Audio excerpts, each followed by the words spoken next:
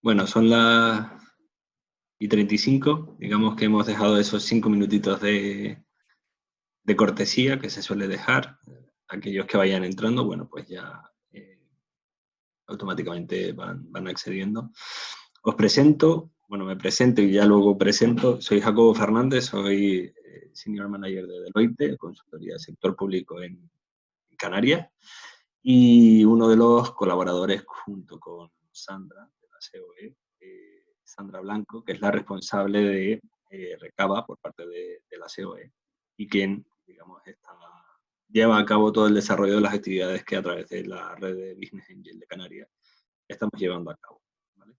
Luego os presentaré a los dos ponentes, a Carlos López y a Manuel, pero bueno, sí que quería darle el paso a Sandra que nos presente y que dé la.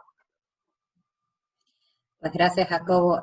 Muy buenas tardes a todos y antes que todo y en primer lugar, pues agradecerles de verdad que hayan aceptado esta invitación para la formación de emprendedores que comenzamos el día de hoy y terminaremos en una jornada de mañana. Como dijo Jacobo, yo soy Sandra Blanco, soy la responsable de Recaba, la red canaria de Business Angel. Y solamente les quería quitar 2 minutitos para que entendieran o para ponerlos como en contexto de lo que es esta formación y en medio de qué proyecto está. Recaba es una red canaria que se comenzó a gestar desde hace algunos años en otras instituciones, ha venido de otras instituciones, pero a partir de noviembre del pasado año se le concedió la gestión de esta red canaria a las confederaciones, tanto a la COE en Tenerife como a la Confederación Canaria de Empresarios en Las Palmas, para así aglutinar a todas las 8 islas, pues en este proyecto que a nosotros nos parece tan ilusionante y en el cual le hemos puesto de verdad todo el cariño del mundo, en el sentido de poder nosotros tener también ese valor añadido de tener nosotros a nuestra disposición o de tener nosotros más cerca a toda la red de empresarios que en muchas ocasiones pues son personas o instituciones o empresas que pues invierten en nuevos proyectos y en empresas emergentes en Canarias. Y por eso nosotros empezamos a finales del pasado año. Realmente tenemos poco tiempo de andadura, pero ya estamos viendo algunos frutos que nos parecen bastante interesantes. Comenzamos con todo este proyecto. En una primera fase se hizo todo lo que era la formación para los business angel, para los inversores, y en esta segunda fase pues comenzamos con ustedes que son en su mayoría emprendedores y que quieren conocer pues en estas 2 jornadas que de la mano de Deloitte pues vamos a llevar en el día de hoy y en el día de mañana pues las claves y las herramientas más importantes de lo que significa todo este ecosistema emprendedor, las claves jurídicas, las claves legales y todas aquellas cosas que les ayuden a ustedes pues a ir adelante con este proyecto. No sé si han tenido la oportunidad de verlos, pero nosotros también hemos puesto en marcha en los últimos días, pues todo lo que son nuestras redes sociales, que aprovechamos la oportunidad de comentarles que nos pueden seguir a través de ellas, sobre todo porque las tenemos muy actualizadas y porque damos a conocer, pues a nivel de islas, todo lo que sucede tanto para inversores, para emprendedores y que sabemos que les van a servir. También dentro de nuestra página web hay un apartado que desde ya les ponemos a la disposición, que es para recibir todos los proyectos de empresas emergentes, todas las startups, todos aquellos proyectos que quieran compartir con nosotros y que nosotros podamos compartir con nuestros business angels. La función final de Recaba es realmente darle visibilidad a estos proyectos, es realmente que estos proyectos puedan llegar a buen término. Y no solamente lo hacemos de manera interna en Recaba, sino que también ya hemos identificado algunos agentes del ecosistema, algunos agentes del sector, en los cuales también nos vamos a apoyar para que no solamente tengamos los business angels de Recaba, sino que también podamos venir y darle visibilidad a esos proyectos. Así que, pues nada, agradecida, no les quito más tiempo porque Carlos y Manuel tienen hoy unas excelentes sesiones preparadas para todos ustedes que les resultará muchísimo de interés, pero quedamos a la completa disposición para poder recibir sus inquietudes, sus preguntas. Ya ustedes tienen nuestro correo electrónico por el cual les ha llegado esta invitación y para recibir también todos sus proyectos. Muy bien, muchas gracias, Sandra. Lo comentado, seguirnos en redes sociales, seguirnos en la página web.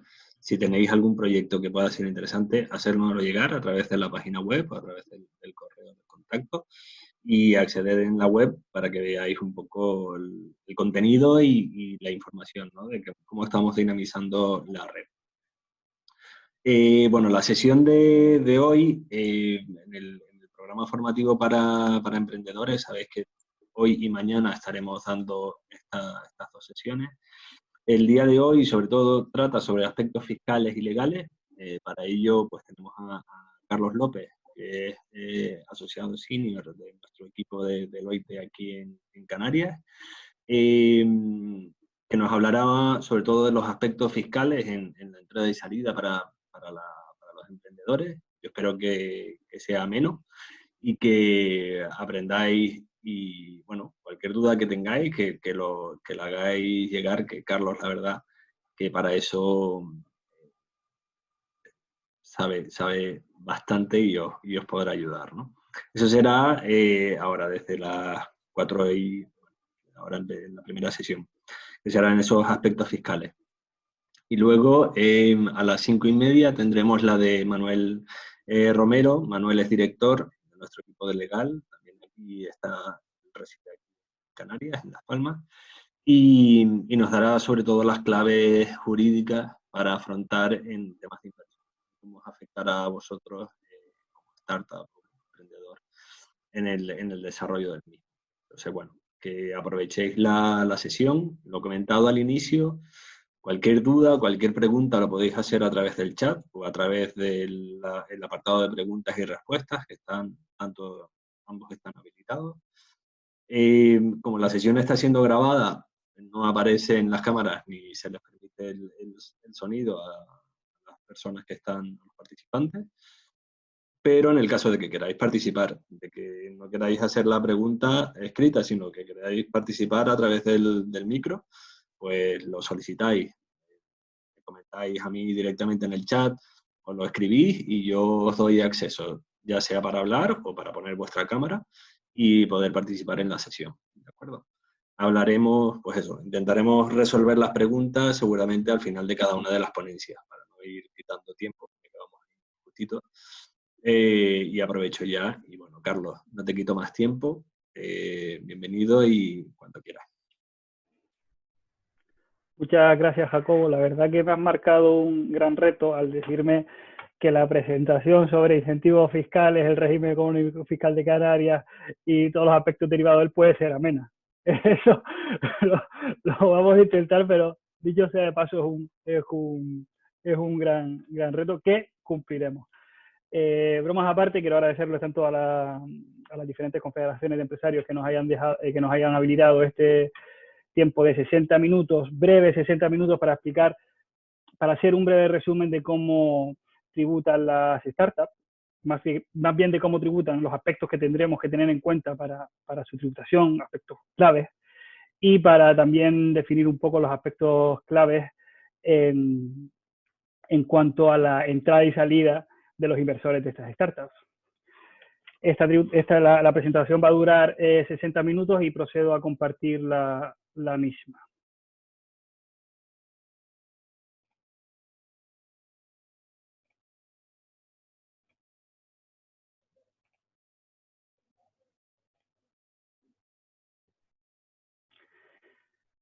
Yo creo que ya, ¿correcto? Sí.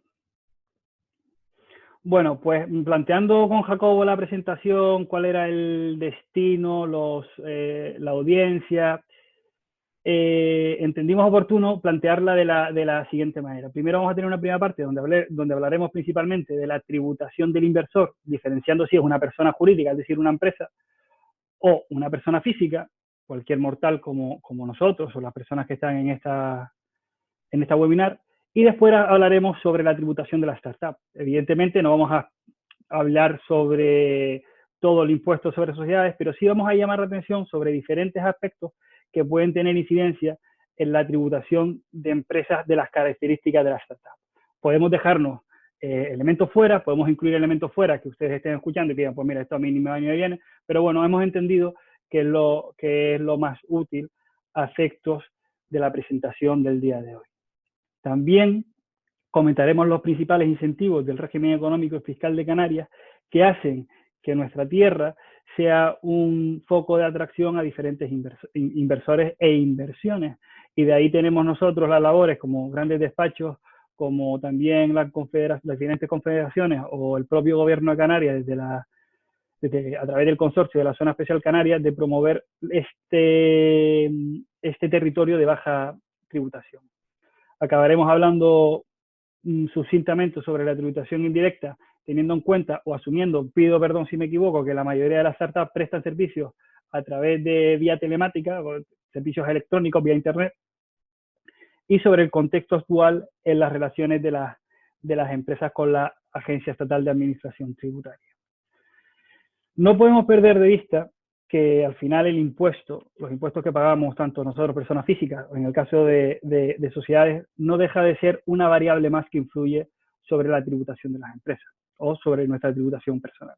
Por tanto, todo el análisis de una inversión se debe sustentar sobre el total de las variables, no únicamente sobre el impuesto sobre sociedades que vaya a pagar o sobre el impuesto a la renta que vaya a pagar. Nos llegan casos a veces, pocos afortunadamente en el despacho, donde un cliente o alguien que te pregunta, oye, es que esta inversión con este retorno fiscal, si lo planteo de esta manera y tal, es cojonudo. Ya, pero es que igual la inversión no merece la pena porque no es rentable.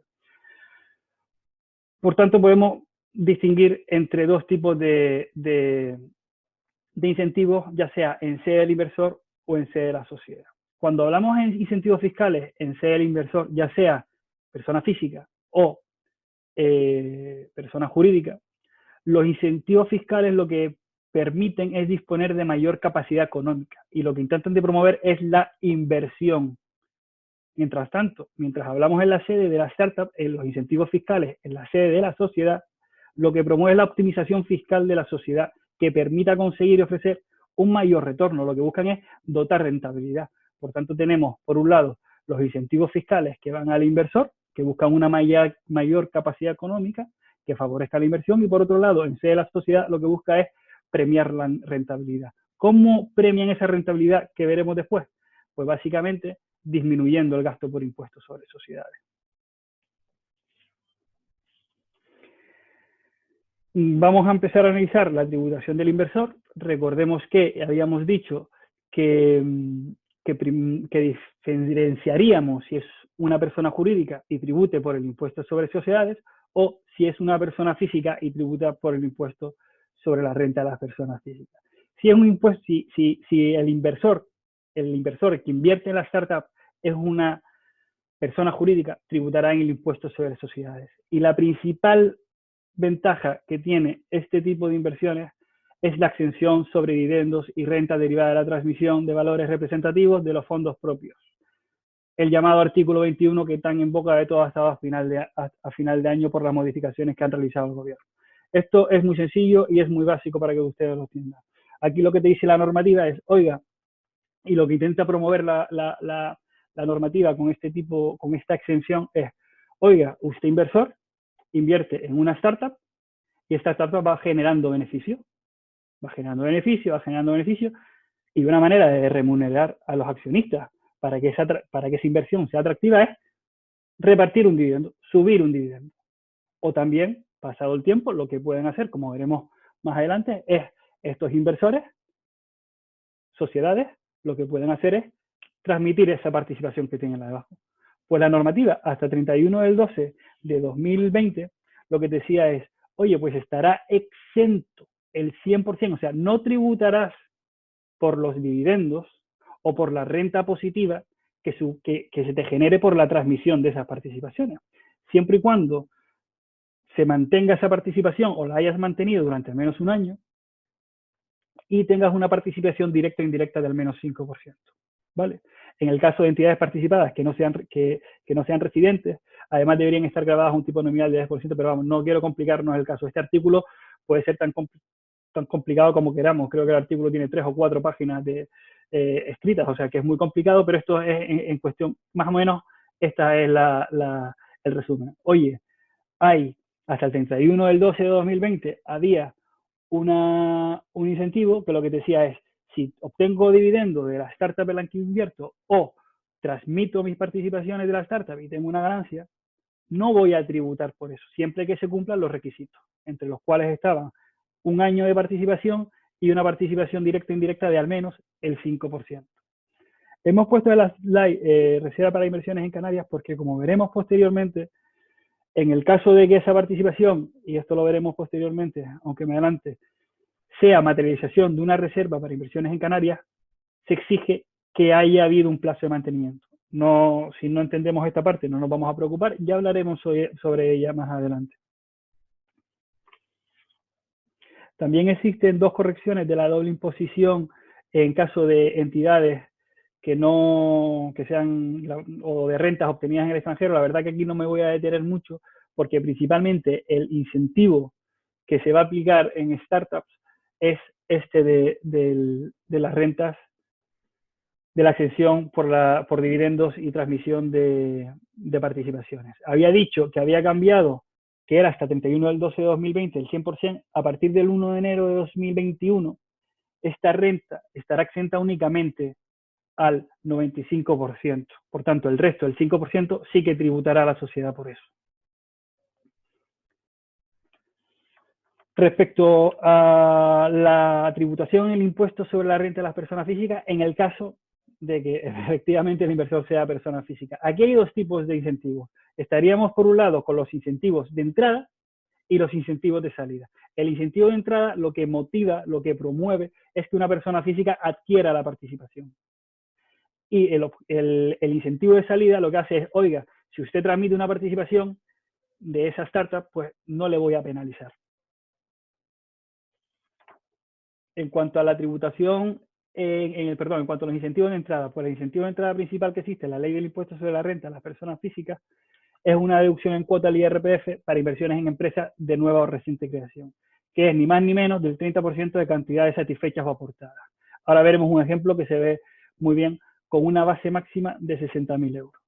Pero claro, no puede ser en cualquier tipo de entidad. La normativa te limita en qué tipo de entidad es. Te marca unos requisitos que ha de cumplir la entidad en la que se invierte y unos requisitos que ha de cumplir el inversor, quien invierte.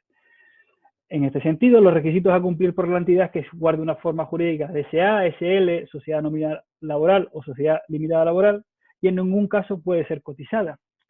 Debe ejercer una actividad económica a efectos de la ley del impuesto sobre sociedades, y cuando se haga la inversión, los fondos propios de la entidad, pero no solo la entidad, sino también del grupo al que pertenece, en el caso que pertenezca a un grupo, en los términos del artículo 42 del Código de Comercio, sean inferiores a 400.000 euros. ¿Vale? Requisitos a cumplir por parte de la inversión. Que sea una adquisición dentro de los 3 siguientes a la constitución de la sociedad. Esta adquisición no puede ser porque se la compre a un tercero, sino tiene que ser una adquisición o por bien por ampliación de capital o por constitución de la sociedad. La inversión que hagamos se debe de mantener durante un periodo de entre 3 y 12 años y la participación directa e indirecta junto con los familiares hasta segundo grado no puede superar el 40%. Tampoco se trata de que una participación de que sea una participación en una entidad a través de la cual se ejerza la misma actividad donde yo inversor ya hacía la misma, o sea, no se puede tratar de una actividad persistente, lo que llamamos. Y aquí tenemos el ejemplo que explicaba antes en relación con el importe de la inversión. Se va a ver muy fácil. Por ejemplo, yo, disculpadme que he pasado la slide, yo hago una inversión de 25.000 euros, genero una deducción del 30% y por tanto tengo una deducción de 7.500 euros. Aquí la deducción del IRPF sobre la inversión es del 30%. Si hiciese un importe en inversión de 50.000 euros, el 30% serían 10.000 euros y mi deducción del IRPF sería también el 30%. En el caso de que hiciera una inversión de 80.000 euros, en la medida en que me aplica el límite que antes hablábamos de 60.000 euros, mi rentabilidad de inversión a efectos fiscales baja, porque el 30% lo aplico sobre 60.000 y únicamente tendría una deducción de 18.000, que sobre los 80.000 que vimos antes sería el 22,5%, eso está redondeado. Este sería el incentivo a la entrada, una deducción para adquirir, destinada a la adquisición en empresas de nueva o reciente creación. Y por otro lado, tendríamos los incentivos de salida. Esto es lo que te viene a decir, oiga, usted podrá aplicar una exención cuando se le pregunta de manifiesto una renta en la venta de unas participaciones de empresas que cumplan con los requisitos que hemos visto. ¿Vale? Es decir, siempre y cuando yo transmita una participación en la cual haya aplicado la deducción que vimos antes cuando la adquirí, esa renta estará exenta, no tributaré por ella. Pero ojo, te exige, te obliga a la reinversión del importe que obtengas en una nueva startup que a su vez también cumpla con los requisitos que vimos anteriormente. Pues esto básicamente serían los incentivos más importantes respecto a los inversores. Recordemos, tenemos una exención que antes era del 100%, ahora es del 1 de enero de 2021, sería del 95% sobre dividendos y sobre las rentas, las ganancias que tengamos en la transmisión de participaciones.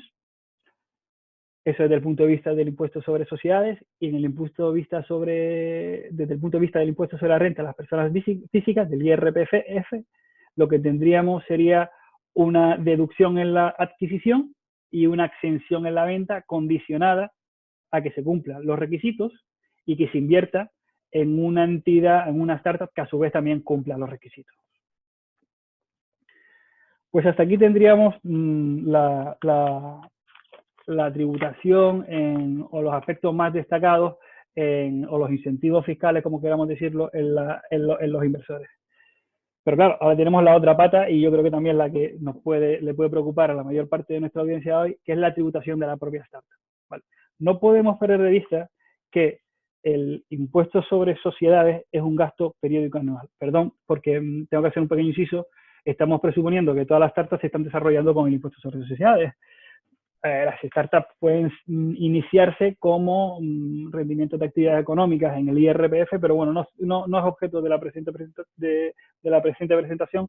Si tienen dudas al respecto, después en el tiempo de dudas o preguntas, o si lo estiman oportuno contactar con nosotros, después pondremos nuestros datos de contacto y hacernos cualquier pregunta. Nosotros encantados, en la medida de nuestras posibilidades, atenderles. Vuelvo atrás. El gasto sobre impuestos sobre sociedades, no más que un gasto periódico anual. Lo que pasa es que es un gasto previsible, es un gasto que está sujeto a comprobación por parte de la administración tributaria, pero no deja de ser un gasto más, una variable más, como decíamos antes, que la empresa tiene que tener en consideración. Y la manera tampoco queremos con esta presentación que ustedes se vuelvan unos expertos. Evidentemente, en 40 minutos que vamos a hablar del impuesto sobre sociedades, tampoco queremos que se vuelvan expertos en el impuesto sobre sociedades. Lo que perseguimos con esto es que, oye, en esa presentación que organizó Recaba, había un chico de Deloitte que habló de, me invento, Patent Box. Habló un chico de Deloitte que habló de los incentivos a empresas de reducida dimensión. Eso es lo que perseguimos.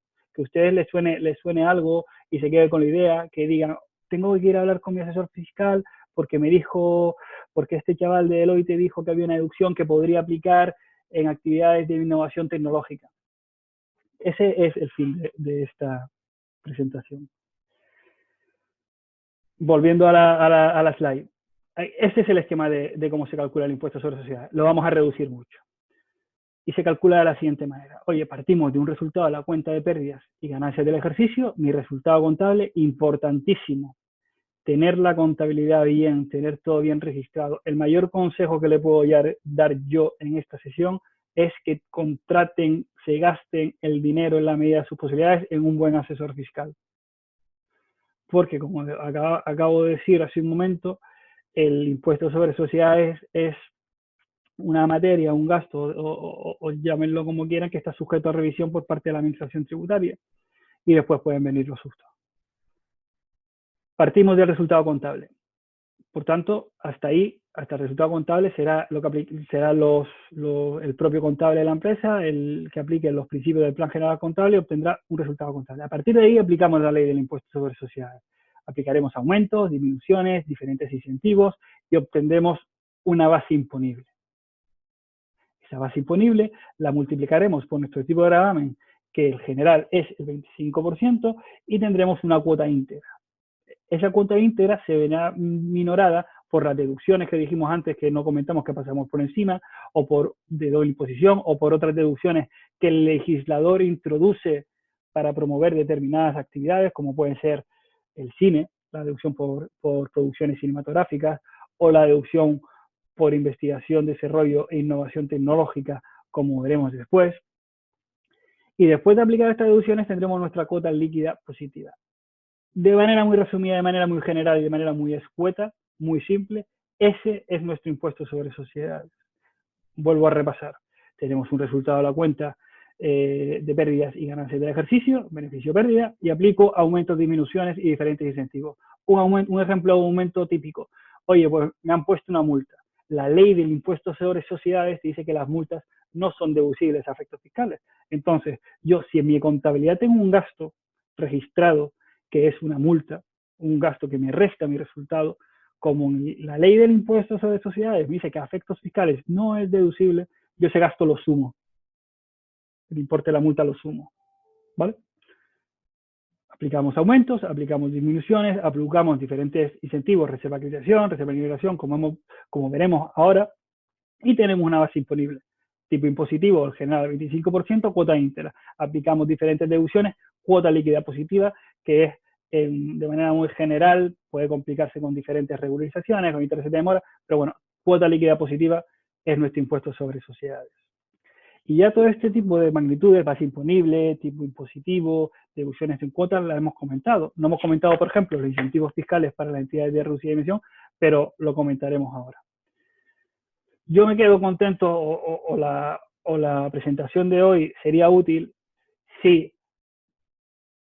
os quedáis con la idea de que existe una patent box, de que hay un tipo reducido al principio en las empresas de nueva y reciente creación, que hay determinados incentivos fiscales para las entidades de reducida dimensión, que hay una deducción para I más D+I. Ese es el objetivo, ¿vale? Independientemente que ahora vamos a, no voy a decir explicar, sino vamos a comentar sucintamente cada uno de ellos. Empezaremos con el Patent Box o la sesión de activos intangibles. Este incentivo fiscal tiene como objetivo estimular la realización de actividades de creación de conocimientos técnicos con aplicación industrial o comercial en el marco de una actividad innovadora.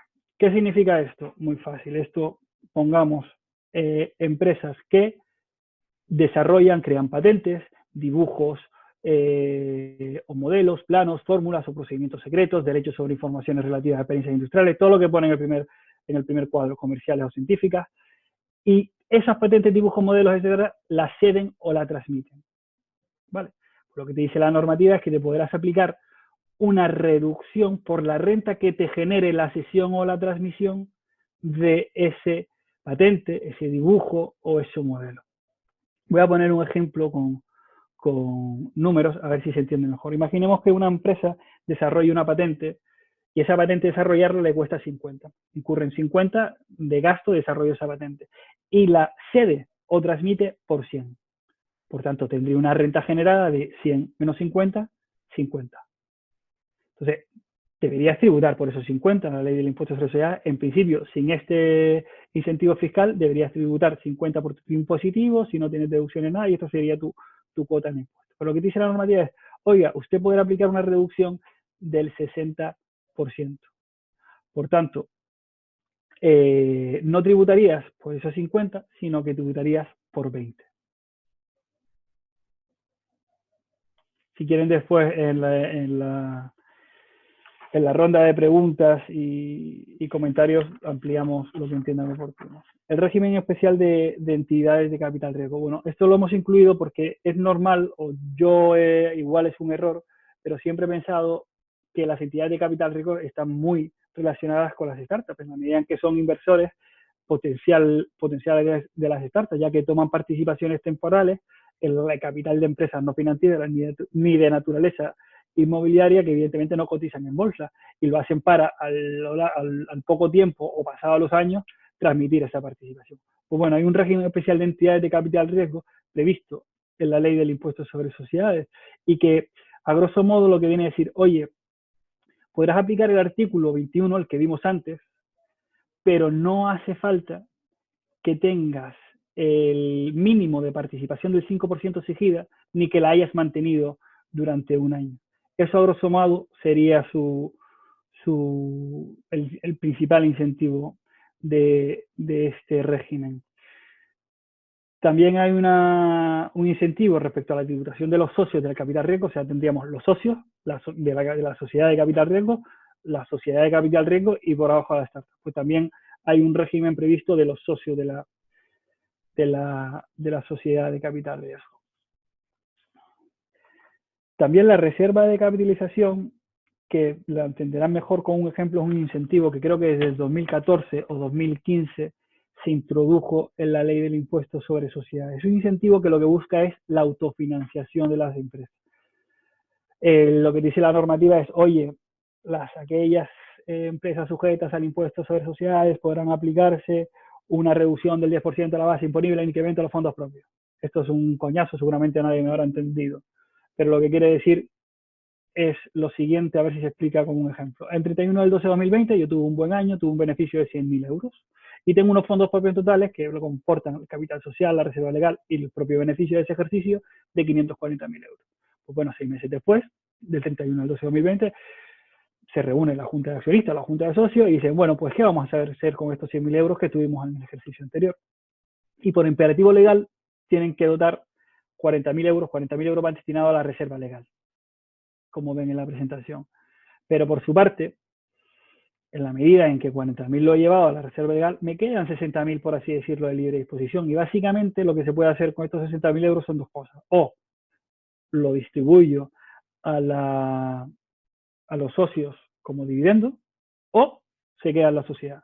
Pues lo que dice la normativa del impuesto es, te premia si te lo queda en la sociedad y te aplica una reducción de tu gasto por impuestos si te lo quedas en la sociedad.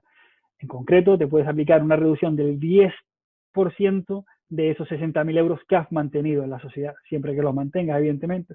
Después hay una serie de requisitos respecto a este incentivo, que es la dotación de una reserva, que es indisponible, que no se pueden disminuir los fondos propios, pero bueno, lo importante que se queden es que hay un incentivo que se llama reserva de capitalización, que lo que promueve es que las empresas se autofinancien. Respecto al tipo impositivo del impuesto sobre sociedades, lo que tenemos que tener claro es que el tipo general está situado en el 25% y que para aquellas entidades de nueva creación que realicen actividades económicas tributarán el primer impositivo en el que tengan bases imponibles positivas y en el siguiente, o sea, cuando empiecen a ganar, cuando tengan un resultado positivo, cuando empiecen, válgame esta simpleza, a ganar dinero, al tipo del 15%. También existe un tipo de gravamen especial del 4% que comentaremos más adelante en el apartado del REF de Canarias a las entidades que estén inscritas en el registro de la zona especial canaria. Y por último, también hemos incluido estas dos deducciones en la presentación porque la deducción por creación de empleo tampoco creo que tenga mucha impacto, no porque no lo utilicen, sino porque el importe tampoco es muy relevante. Pero la deducción por actividades de investigación y desarrollo e innovación tecnológica es una deducción que entendemos sí puede aplicarse bastante por aquellas empresas que efectivamente hagan actividades innovadoras como pueden ser las startups. Bueno, son deducciones muy potentes, ahí tienen los tipos, ahora los repasaremos, y se dividen en dos tipos de inversiones. En dos tipos de deducciones, por favor. Por un lado tendríamos la deducción por actividad de investigación y desarrollo y por otro lado tendríamos la deducción de innovación tecnológica. Cuando la normativa habla de actividades de investigación y desarrollo, se está refiriendo a nuevos productos, nuevos conocimientos, mientras que cuando habla de innovación tecnológica, lo que hace referencia son a avances tecnológicos o mejoras sobre procedimientos o productos ya existentes. Es un matiz, no sé si muy fino, pero que se puede confundir. Normalmente, lo que intenta el contribuyente es irse a investigación y desarrollo, porque es mucho más potente. Pero la realidad es que la mayoría de los casos estamos ante innovación tecnológica. Por ejemplo, para que lo entiendan mejor, temas de innovación de software o de parches de software, de creación de aplicaciones, suele ser innovación tecnológica, ¿vale? Es muy complicado, que puede ser que una actividad que desarrolle un software sea catalogada como investigación y desarrollo. Temas de investigación y desarrollo, una actividad de investigación y desarrollo que nosotros hemos tenido en el despacho y hemos asesorado al respecto, pues empresas alimentarias, una empresa que se dedica a producir leche y yogures, pues si al yogur le pone un bifidus y una vitamina y tal y hace un producto nuevo, eso son actividades de investigación y desarrollo. Los tipos no los voy a comentar porque ya los comentaré posteriormente, pero bueno, pueden ver ahí que 25, 42 son tipos muy importantes, que son aún más importantes en Canarias por el incremento de las deducciones en general derivadas del régimen económico y fiscal de Canarias. Pero lo que hace realmente atractiva esta deducción es la monetización, la posibilidad de monetizarla. ¿Qué significa la monetización de la deducción? Es que la deducción, pues bueno, pues generalmente si no tienes beneficios, no la puedes aplicar, o igual si te aplican determinados límites que se incluyen en la normativa del impuesto sobre sociedades, igual no la puedes aplicar. Pero lo que dice la norma respecto a la deducción por actividades de investigación y desarrollo e innovación tecnológica es que la puedes monetizar. Y esto quiere decir que tú haces tu inversión, generas tu deducción y el Estado, aceptando una quita por tu parte del 20%, te paga el importe de esa deducción. Pero ojo, eso delimitado por ciertos requisitos, hay que cumplir ciertos requisitos. El primero, y es donde asesoramos nosotros a nuestros clientes, la verdad que hemos tenido muy buenas experiencias en este sentido, es mediante la elaboración de un informe motivado. Segundo, se tiene que mantener el personal o la plantilla afecta a las actividades de I+D+I. Y tercero, y realmente lo importante, el importe de la deducción generada tiene que ser reinvertida en actividades de I+D+I. Esto no es un cheque que por tú generar la deducción y monetizarla te paga Hacienda y ese dinero lo destinas a otra cosa de la empresa. No, esto es tú haces la inversión en I+D+I, generas la deducción de I+D+I y después la monetizas para posteriormente el importe de la deducción invertirla en actividades de I+D+I. Lo que te está haciendo la administración, y esto es una opinión personal correctamente, está financiando parte de las actividades de investigación y desarrollo e innovación tecnológica de las empresas. Posteriormente volveremos a esta deducción en los tipos incrementados cuando hablemos del régimen económico y fiscal de Canarias. Otro incentivo, otro régimen que puede ser de aplicación a las empresas de reducida dimensión son, a las startups, es el régimen de empresas de reducida dimensión. Normalmente y disculpadme si me equivoco, pero tengo en mente que las startups suelen ser empresas que tienen un importe neto, la cifra de negocios, de un total de ventas por prestación de servicios, por entrega de bienes, de menos de 10 millones de euros. Pues si estamos en esta situación, tenemos que saber que hay un régimen especial más ventajoso a efectos fiscales en el impuesto sobre sociedades. Anteriormente, hace unos años atrás, en el 2015-2014, era aún más ventajoso, porque el tipo vigente que veíamos y el tipo aplicable del 25% era antes únicamente se aplicaba a las empresas de reducida dimensión. Y el tipo general estaba en el 30%. La normativa tiende a bajar el tipo general y ahora está igualado en el 25%, tanto para entidades de reducida dimensión como para cualquier otro tipo de entidad. Por tanto, ahí no hay diferencia. Pero sí es verdad que tiene otros incentivos que procederemos a explicar ahora los más interesantes. Los dos primeros tratan sobre la amortización. Para que entiendan ustedes qué es la amortización, no sé si la mayoría lo sepa, les voy a poner un pequeño ejemplo. Yo, ese ordenador que tengo a través del cual le estoy hablando, lo ha adquirido mi empresa, y lo que te dice la normativa fiscal es que el precio de adquisición que te ha costado este ordenador lo podrás deducir en 4 años. Se amortizará durante 4 años, de tal manera que si me ha costado 100, cada año me daré un gasto de 25.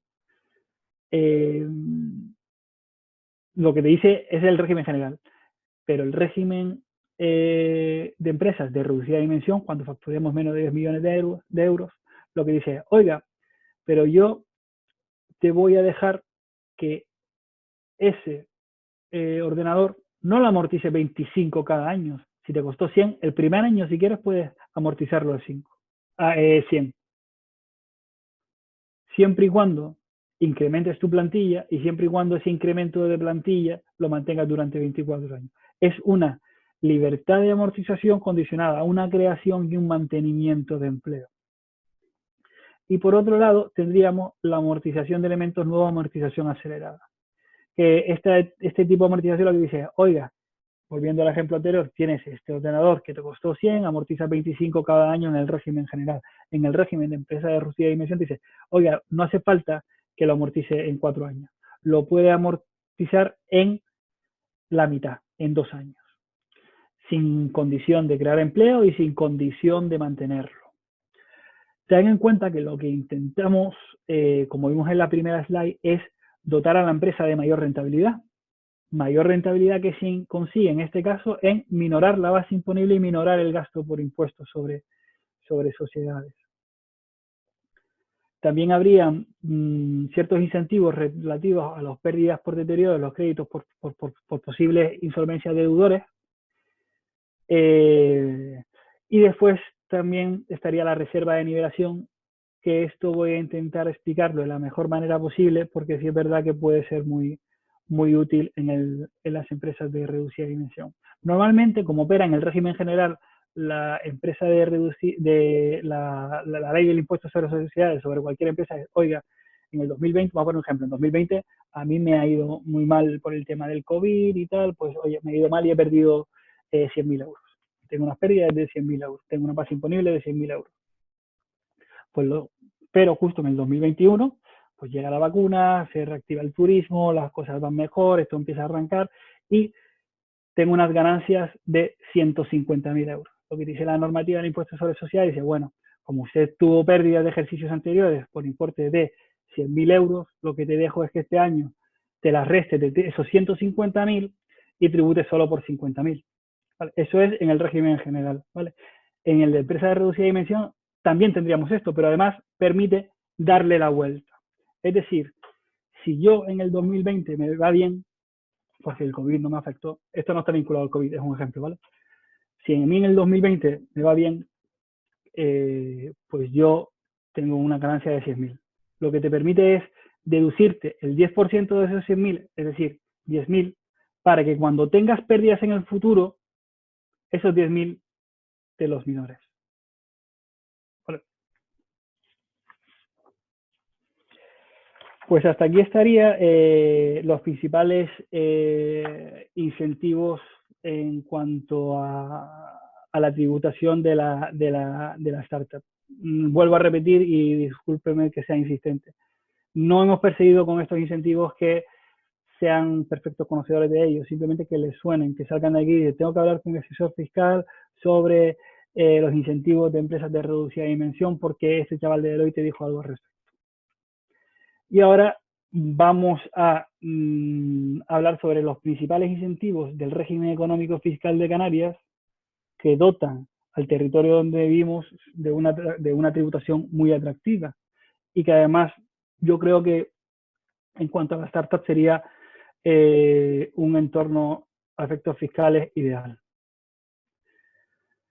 El régimen económico y fiscal de Canarias es un régimen que está expresamente reconocido y tiene su fundamento en la Constitución española, como el Estatuto de Autonomía de las Islas Canarias, y es consecuente o va a paliar los efectos que nos produce a nosotros estar separados y ser territorios insulares. En las Islas Canarias se aplican todos los convenios de doble imposición y este régimen es sin duda, o al menos que yo conozca, el más favorable dentro de la Unión Europea.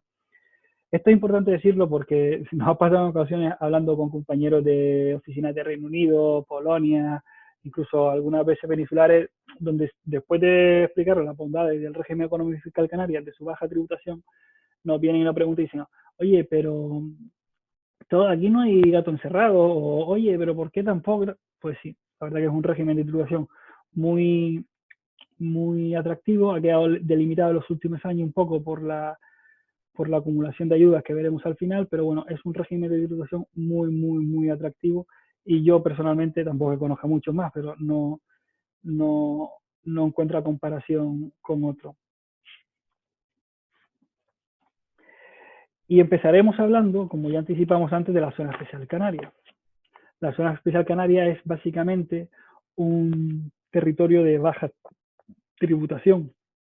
Se extiende el ámbito de aplicación por todo el territorio de las Islas Canarias y está condicionado a que sean entidades y sucursales de nueva creación. Generalmente pueden ser empresas que ya desarrollan actividades o que no sean de nueva creación, siempre y cuando generen una inversión adicional o una creación de empleo adicional, que ya veremos posteriormente.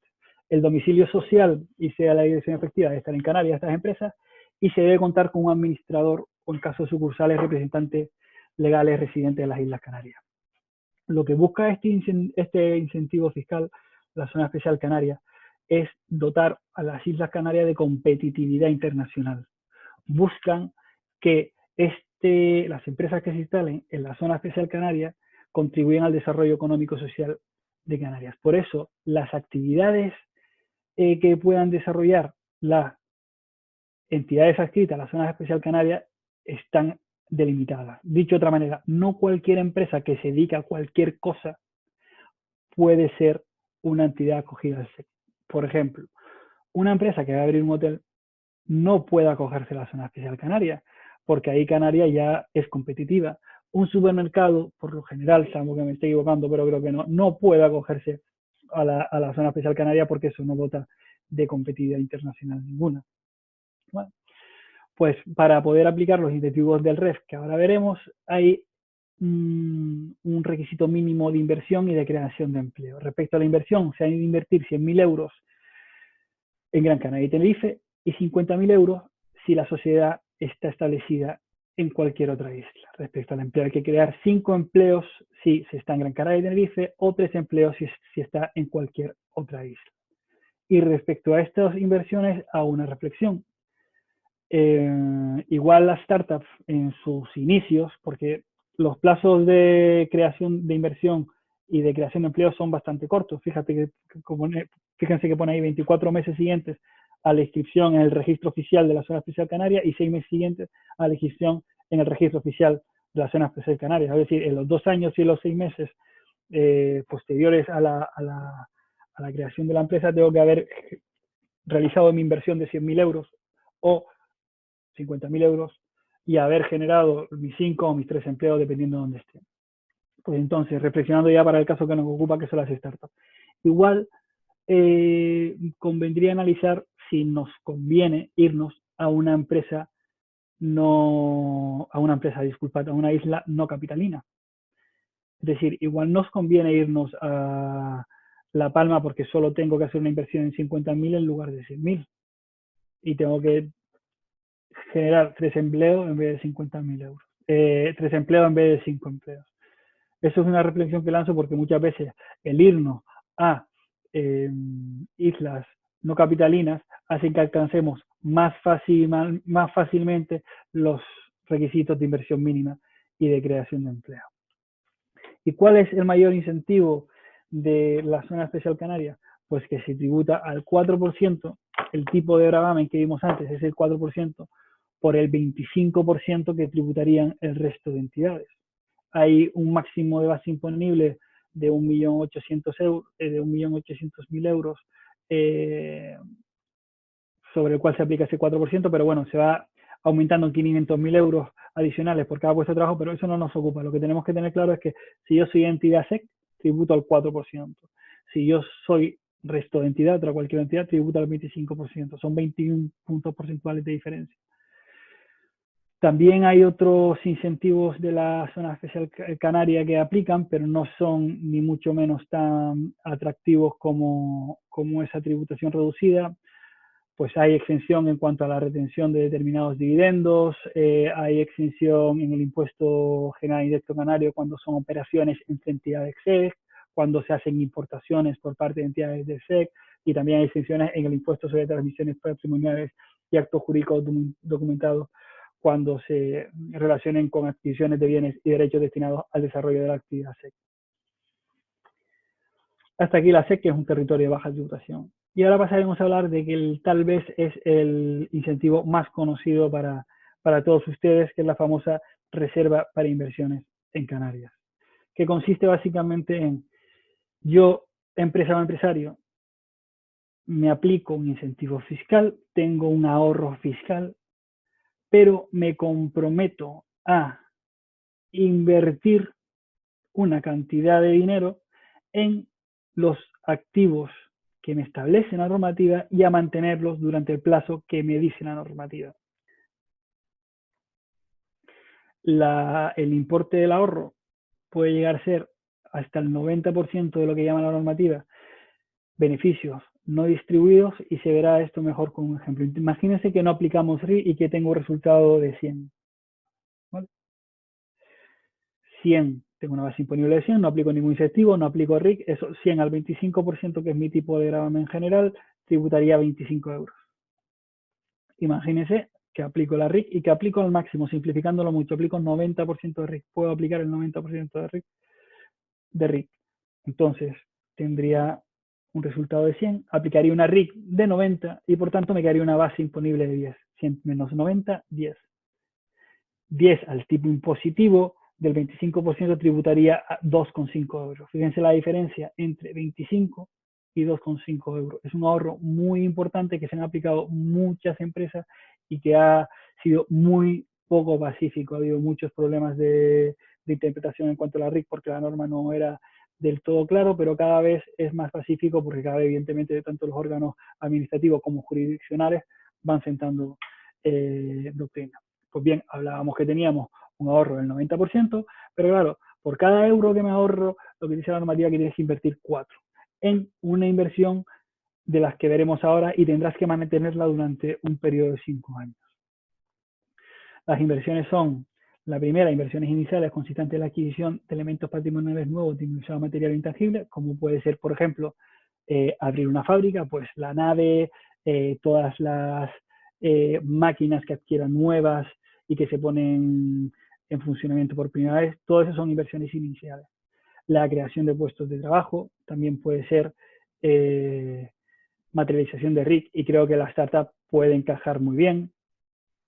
La adquisición de elementos patrimoniales de inmovilizado material intangible que no pueden ser considerados como inversión inicial. Volvemos al ejemplo de la fábrica, pues a los 3 años quiero comprar una máquina que es mucho mejor por lo que fuere, pues eso sería un elemento patrimonial de inmovilizado material que no está relacionado con una inversión inicial, porque la inversión ya estaba.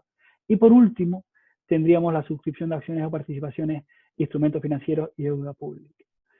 Aquí quiero parar porque es importante, o creo que es atractivo para la startup, este tipo de materialización, pero no por la propia tributación de las startups, sino por la tributación que se puede tener lugar en sede de los inversores de las startups. Podemos encontrarnos en situaciones donde un tercero que tenga RIC pendiente de materializar, donde tiene un problema, oye, tengo que materializar la RIC porque se me vence mi plazo de materialización de 3 años y tengo que buscar alguna inversión apta, pueda invertirlo en la startup a través de la suscripción de acciones y esta empresa sea la que haga las inversiones que hemos visto anteriormente. Aquí hay que tener cuidado. ¿Por qué? Porque dada la naturaleza del mundo de las startups, hay que destacar, ya lo decíamos al principio, que el mantenimiento de las inversiones o el mantenimiento de las acciones o participaciones por parte de la inversión tiene que ser de 5 años. Antes de esos 5 años no lo puede transmitir. Y también tienen que ser suscripción de acciones o participaciones. Ojo a poner dividendos preferentes, ojo a poner cláusulas de salidas obligatorias, porque es igual, no tendrían la consideración de fondos propios para la startup y no sería posible aplicar este tipo de materialización. Lo vuelvo a repetir, que en el caso de que tengan dudas respecto a este aspecto, quedamos a su entera disposición para ampliar cualquier comentario que estimen oportuno. Y esta última incentivo, creo que es el último, no, el penúltimo incentivo, es la deducción por inversión en activos fijos nuevos, que si bien no es, creo que sea muy relevante la startup, sí es verdad que es muy relevante en la economía canaria en particular, porque se aplica muchísimo y es mucho más pacífico de la RIC, aunque es menos conocido. Y es la deducción del 25% de la cuota íntegra del importe de las inversiones en elementos nuevos de inmovilizado material. Esto es, oye, si yo compro, me invento, soy una empresa de prestación de servicio de autobuses, de transporte por autobuses. Oye, si yo compro un autobús que me vale 100, me puedo generar una deducción de 25. Por tanto, mi inversión neta, por así decirlo, sería 75. Y puedo, esa deducción del 25 tengo 15 años para aplicarla. Y ahora sí, por último, el último incentivo que queríamos exponer sería las deducciones incrementadas. Si recordarán, casi al principio o a mediados de mi exposición dije, volveremos sobre la deducción de investigación y desarrollo y explicaremos los tipos impositivos en comparación con el REF. En gris oscuro tienen los tipos de deducción que se generan en el régimen general. En gris claro tienen los tipos impositivos que se generan de deducciones en el REF. Si hablamos, por ejemplo, de una deducción en I+D de 25, 42% en deducción en régimen general, estaríamos hablando del 45 y 75,6% en el régimen de Canarias. Todo esto después se puede monetizar y se monetiza al tipo de Canarias. Si hablamos de una deducción de innovación tecnológica del 12% de los gastos en que se incurre en el periodo de innovación tecnológica, en Canarias es del 45%. Es un régimen muy atractivo y mucho más atractivo que el que existe en Península. Para acabar con el REF, simplemente quería hacer mención a diferentes limitaciones de ayudas que existen, teniendo en cuenta la inversión que se haga o el volumen de operaciones obtenidas en la isla Canaria. Esta limitación anteriormente al COVID no se daba mucho. Es verdad que en supuestos grandes inversiones o donde se recibiesen muchas subvenciones había que analizarla y habían casos que sí, pero normalmente no se da. Ahora, después del tema de COVID, vamos a ver cómo influye, hay que tenerlo en cuenta. Y para acabar brevemente, simplemente decir dos cosas en relación con la tributación indirecta, el impuesto general directo canario y el contexto actual que nos movemos en relación con la administración tributaria. En relación con la tributación indirecta, tenemos que tener en cuenta que el entorno de los servicios prestados por vía electrónica es cambiante y las reglas de localización a efectos de impuestos indirectos, es decir, si esto va por IJIC o si esto va por IVA, también cambian mucho. Actualmente, en IJIC, los servicios prestados por vía electrónica se suelen situar siempre en destinatario. Es decir, por ejemplo, si yo, empresario profesional, presto un servicio a un empresario profesional establecido en Canarias, lo normal no, se entiende sujeto IJIC. Pero si presto servicio a una entidad que está situada en Península, el servicio se entiende sujeto a IVA. En particulares, los servicios prestados particulares que estén en Canarias se entienden prestados en Canarias. Eso respecto a la parte de la tributación indirecta. Y respecto al contexto actual relativo a la relación con la administración tributaria, simplemente quería decir que la administración tributaria está haciendo grandes esfuerzos para garantizar un adecuado control de las actividades económicas que se realizan vía comercio electrónico. Y ya está poniendo el foco, y así lo dice en su plan anual de control tributario de aduanero, en este tipo de actividades.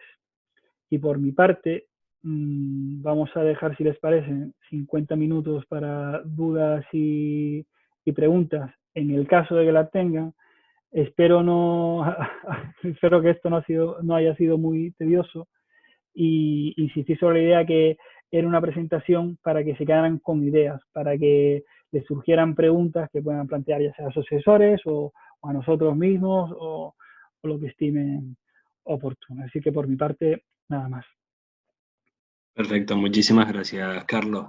Tienes en el chat, tienes una pregunta que ha hecho Omar Que dice que si existe algún tipo de tributación especial durante la fase en la que la startup está en proceso de validación de su modelo de negocio. ¿Vale? Una fase con pocos ingresos y donde lo que se hace es pivotar el modelo de negocio hasta encontrar ese... Sí, ahí lo que tendríamos sería, perdón, pero es que no sé si estoy sigo compartiendo pantalla. Sí. A ver, voy a quitarla.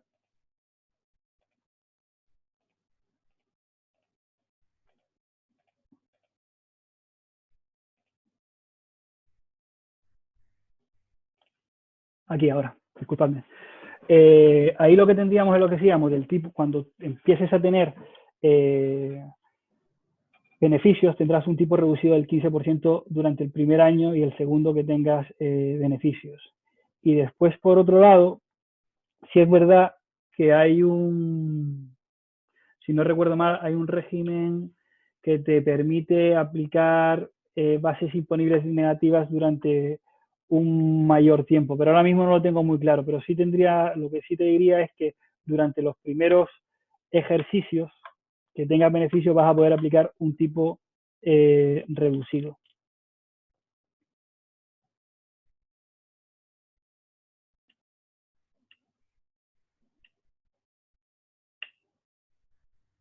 Jacobo.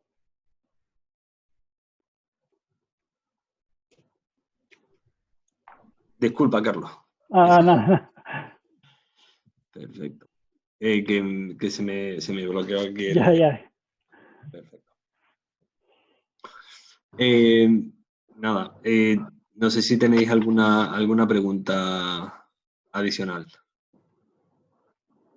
En ese sentido, bueno, si no, de todas formas las vamos manteniendo y si surge cualquier cosa, pues Carlos, lo comentamos al final también. ¿Vale? Perfecto. Muchísimas gracias por la participación y sobre todo por el desglose de beneficios fiscales que podemos tener en Canarias, ¿no? Que yo creo que es uno de los puntos fuertes en los cuales se debería de hacer hincapié para, sobre todo, el crecimiento de estos nuevos negocios, ¿no? Del nuevo modelo y del crecimiento de empresas en Canarias. Correcto. Perfecto.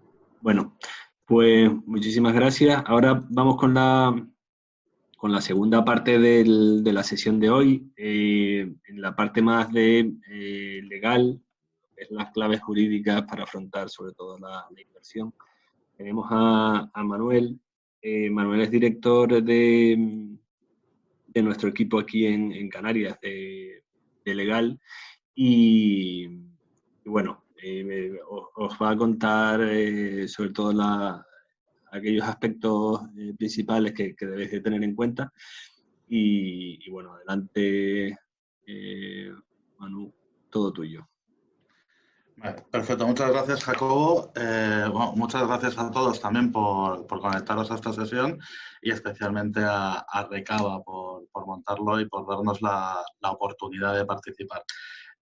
Sí que es cierto que este mundo que pretendemos cubrir desde el área legal es demasiado extenso, pues bueno, nos hemos centrado en lo que nosotros consideramos que son unas ideas básicas. No obstante, esto es un terreno enorme que da para hablar durante mucho tiempo. Lo único que por limitaciones de espacio pues os hemos traído lo que hemos considerado importante. Si hay algo que no cubrimos, porque repito que es enorme, por ningún problema podéis contactar y estaremos encantados de atenderos, ¿vale? Pero en esta sesión, principalmente, lo que queremos es poner de manifiesto que cuando se invierte en una startup, ya sea desde el punto de vista inversor en la startup o desde el punto de vista del socio de la startup que va a dar entrada a una inversión, hay determinados aspectos que es muy necesario tener en consideración desde el punto de vista legal, sobre todo de cara a evitar problemas futuros, tanto en posibles inversiones futuras, desinversiones, etcétera, ¿vale? Entonces sí que creemos que las startups son principalmente sociedades que se dedican a la innovación, especialmente en el campo tecnológico, suelen tener ese perfil, y los gestores normalmente se dedican al negocio, que es lo que tienen que hacer. Efectivamente, pero hay veces que se desatienden una serie de puntos legales que en el día de mañana luego vienen los problemas. Entonces, por eso os vamos a explicar una serie de instrumentos, una serie de pautas que consideramos de buenas prácticas, pues para que las tengáis en cuenta si el día de mañana decidís llevar a cabo alguna, ¿vale? Como pueden ser la realización de una due diligence, la suscripción de un acuerdo de inversión, un pacto de socios, cómo se comen las ampliaciones de capital, etcétera. Y las principales clausulitas que suelen ser comunes a este tipo de documentos, ¿vale? Es la idea y lo vamos a distribuir en 3 áreas. En primer lugar, los presupuestos para afrontar una ronda de financiación. Segundo, instrumentos jurídicos para formalizar la entrada en el capital. Y luego 3, una serie de cuestiones, tips, prácticas que nosotros vemos en este perfil de sociedades, ¿vale? Voy a tratar de ceñirme al tiempo, intentaré incluso hasta resumirlo para dejar un poco de espacio de preguntas, ¿vale? Si queréis hacer alguna pregunta, al final, pues por el apartado Q&A, encantado, tanto de una parte que esté cubierta como de otra que no esté cubierta, ¿vale? Entonces, presupuestos para afrontar una ronda de financiación. ¿Cómo entendemos nosotros las rondas de financiación? Las rondas de financiación incluyen 2 componentes. El primero suele ser un inversor que va a entrar en el capital y el segundo es ese inversor muchas veces da una facilidad crediticia a la sociedad.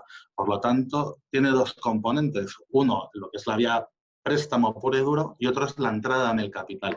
Y la ronda de financiación debe tener en cuenta esos 2 componentes, porque es el cash, la caja que va a llegar a la sociedad. Por limitaciones de tiempo, la parte del préstamo la hemos obviado en esta presentación, porque todos sabemos más o menos cómo funciona un préstamo, pero bueno, nos hemos ido más a la parte de la entrada del capital.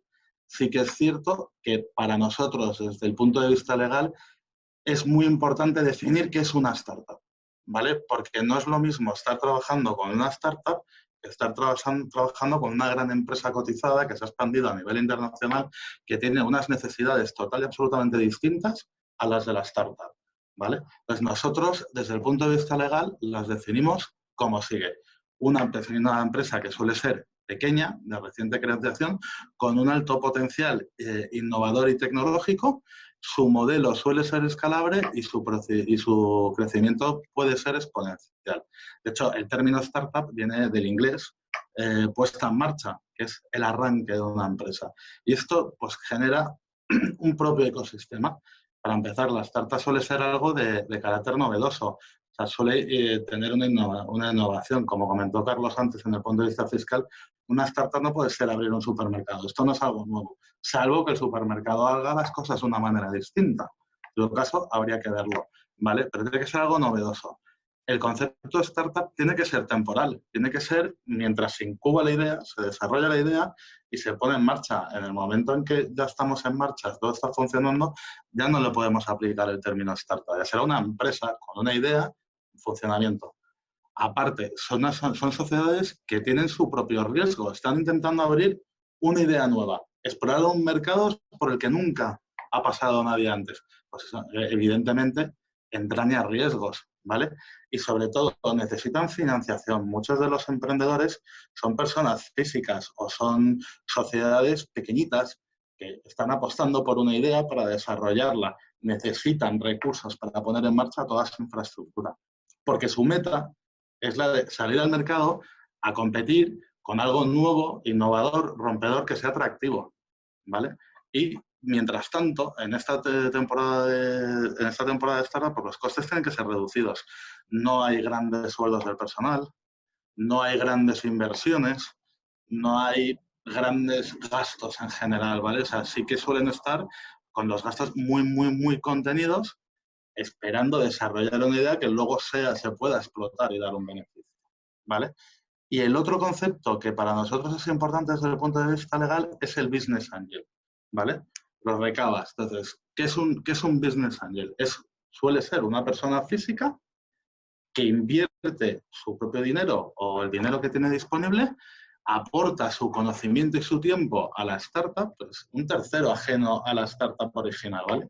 Y siempre en sociedades no cotizadas. No estamos hablando de las grandes empresas, estamos hablando de ideas nuevas, innovadoras, rompedoras, que aportan algo nuevo, ¿vale? Y este business angel pues hace su ronda de financiación y entra en el capital y facilita fondos a la startup, ¿vale? Ejemplos de sociedades que han tenido Business Angels, pues aquí los tenéis. Vamos, estos son una muesca de lo que hay. Hay muchísimos más. Aquí en España, uno de los casos típicos de sociedad española es Idealista, el portal inmobiliario. Ya tuvieron la idea de hacer las cosas de otra manera, aportando tecnología y a través de Internet. Pues tuvieron su Business Angel que les ayudó a desarrollar el negocio. Y hoy pues, es una gran empresa. Ya no es una startup Idealista, ¿vale? Pero sí tuvieron su apoyo, ¿vale? Para poder llegar. Entonces, hablando ya de las rondas de financiación, dejando a un lado los préstamos, que estos van a depender del tamaño de la sociedad, de las necesidades, serán más o menos complejos, nosotros sí que categorizamos las rondas de financiación en este tipo de clases. ¿Y qué es una ronda de financiación? ¿Para qué se le dota de fondos a una startup?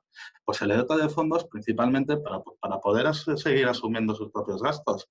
Pues las nóminas del personal que esté contratado, el alquiler del local en el que estén trabajando, etcétera. Pero no solo se trata de cubrir eso, se trata de darles fondos adicionales, ¿vale? Para que puedan desarrollarse, ya sea mediante inversión en marketing, mediante inversión en infraestructuras, el desarrollo de un software, etcétera, ¿vale? O sea, no se trata de cubrir como cubren los bancos una financiación para un tema puntual y concreto, no. Se trata de darles la posibilidad de que sigan invirtiendo, que sigan desarrollando la idea, ¿vale? Y esto es muy importante porque esto va a afectar tanto al contrato de préstamo como a la inversión en el capital de la propia sociedad, ¿vale? Y nosotros los calificamos estos tramos de financiación de la manera que veis aquí, pero bueno, lo vamos a pasar a la slide siguiente también un poquito más detallado, ¿vale? El capital semilla es el capital, como nosotros llamamos los abogados, el capital de constitución inicial. Y en las startups lo normal es que los fundadores hayan puesto pues, su dinerito y se lo estén jugando y lo estén invirtiendo. A lo mejor cuentan con familiares, amigos que se suman a la idea y aportan también algo de dinero, ¿vale? Pero es un capital muy inicial, muy embrionario que les va a dar pues, para un tiempo muy limitado para desarrollar la compañía, ¿vale? Aparte, ya tendríamos después las rondas pre-series A o series, o las pre-series A o las series A directamente, ¿vale? Estas rondas ya estamos hablando ya de capitales un poquito mayores, ¿no? Que suelen ir desde los 500.000 euros a los 5 millones. Luego tendríamos las B, que van de 5 millones a 20, y el Growth Capital, que esto ya es el grande, ¿vale? Que es entre 20 millones y 250. Porque muchas veces, aparte, aquí metemos la cuñita del Private Equity. El Private Equity utiliza estas mismas estructuras de inversión, pero el Private Equity se dedica a otra cosa. Es lo que antes llamaba Carlos el régimen especial del capital riesgo. El Private Equity se dedica a coger empresas que están en dificultades y ponerlas en valor. O bien empresas que directamente ya son muy grandes y necesitan una inversión, pero ya son empresas muy grandes, no entran en el esquema de startup. Ejemplos de private equity, pues mira, por ejemplo, Idealista lo tuvo, muchas sociedades del MAP que cotizan en el MAP lo han tenido, empresas grandes. Simplemente el private equity utiliza estas mismas estructuras para entrar en el capital, mejorar la valoración de la empresa y después salir. Y es la diferencia entre el valor de compra y el de venta, su beneficio. Y se dedican a esto y son muy buenos haciéndolo, ¿vale? Y luego tenemos otras que son las rondas puente. Oye, a lo mejor no me cuadra una serie A, una serie B exactamente, no puedo pasar a tanto. Pues, oye, repito y a lo mejor me salto a la siguiente, ¿vale? Son rondas de financiación. ¿Cómo las clasificamos nosotros? ¿Vale? Hay empresas que no acuden a rondas de financiación y puede tener su razón. Pues simplemente pueden poner un producto en marcha y sacarlo al mercado más rápidamente y esos ingresos ya les da para generar esto, ¿vale? Otras, pues directamente con subvenciones públicas, subvenciones y la poquita aportación privada de los fundadores y de los amigos, les da para poder salir, ¿vale? Hay otras formas de financiación también, el microcenazgo o el crowdfunding, que son estas plataformas donde puedes hacer donaciones y en el caso de que finalmente la startup llegue a funcionar y a emitir el producto, te dan un precio preferente el producto, ¿vale? El paradigma de las startups es el de salir a bolsa. Pocos casos ha habido, pero bueno, es un poco lo que quieren hacer. Y luego también operaciones de fusión-adquisición. puede llegar alguien que le guste la idea y comprarla. Antes pusimos el logo de Skype. Skype lo ha comprado Microsoft. Eso es una adquisición. También puede haber fusiones. Oye, me fusiono con otro ente un poco más grande que me va a dar esos recursos. A cambio, me diluyo. ¿Vale? Pero el concepto ronda de financiación es muy amplio, es muy variado, depende de los importes. Y la regulación y las cláusulas contractuales de cada uno de ellos va a depender en gran medida de los importes que necesitemos y de lo que necesite la startup, ¿vale? Pero no, es por daros estas pinceladas un poco de qué es lo que entendemos por ronda de financiación. Pero lo importante de la ronda de financiación es cómo entra el business angel o el financiador en el capital de la compañía. Esto es importantísimo y son los instrumentos jurídicos para formalizar las entradas en el capital, que si queréis, vamos ya hacia ello. Y básicamente hay dos maneras de entrar en el capital de una sociedad. La primera es comprarle acciones o participaciones a sus dueños, por lo tanto pasaremos a ser dueños de la compañía, y la otra posibilidad es que la compañía amplíe su capital y el business angel lo ingrese en la compañía y a cambio reciba participaciones nuevas. Los dos instrumentos son completamente distintos y es más, cuando va ganando tamaño la compañía, lo normal es que se den conjuntamente. Pero el matiz es muy importante porque mientras en un SPA, que es un contrato de compraventa, el fondo lo recibe los socios, no la compañía, no la startup, en la entrada mediante ampliación de capital es directamente la compañía la que recibe los fondos. Este es un matiz muy importante, ¿vale? Sí que se puede jugar con los dos, pues para los socios, que tengan un incentivo a vender, para incentivarles a vender y ampliar el capital, para que ellos se lleven algo en algún momento, ¿vale? Pero los documentos que suelen ser habituales en este tipo de operaciones, pues os los listamos aquí, ¿vale? Vamos a ir luego viéndolos uno a uno, pero vamos, preparación de la carta de intenciones, suscripción del non-disclosure agreement o en preparación de un informe de due diligence, que es algo muy relevante. La elaboración de un acuerdo marco de inversión y la negociación de pactos de socios, ¿vale?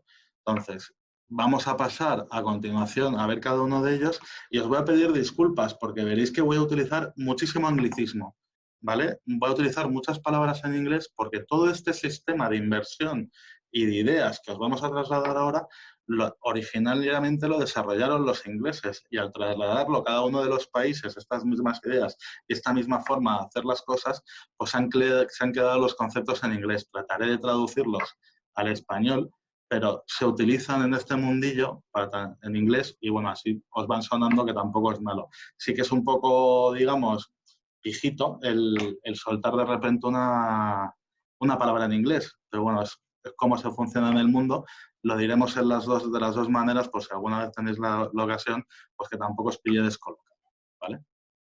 Entonces, vamos al primero, que es el contrato de compraventa de acciones o de participaciones, que los ingleses llaman SPA, que viene de sus siglas, Share Purchase Agreement, ¿vale? Contrato de compraventa de acciones.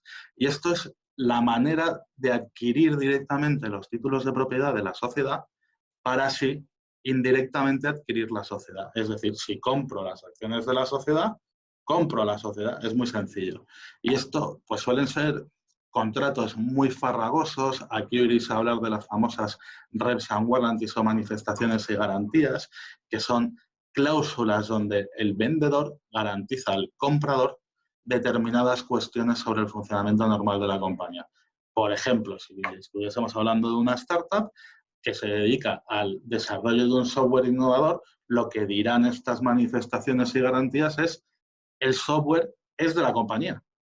Y efectivamente es de la compañía. El business angel que entre y que invierte en la compañía, que se dedica al desarrollo de un software novedoso, lo primero que quiere saber es que el software efectivamente es de la compañía. Pues bueno, estas son las cosas que se van describiendo en el contrato de compraventa como las reps and warranties y se van declarando. Otra de las cosas que se suele decir es fiscalmente se han hecho las cosas bien.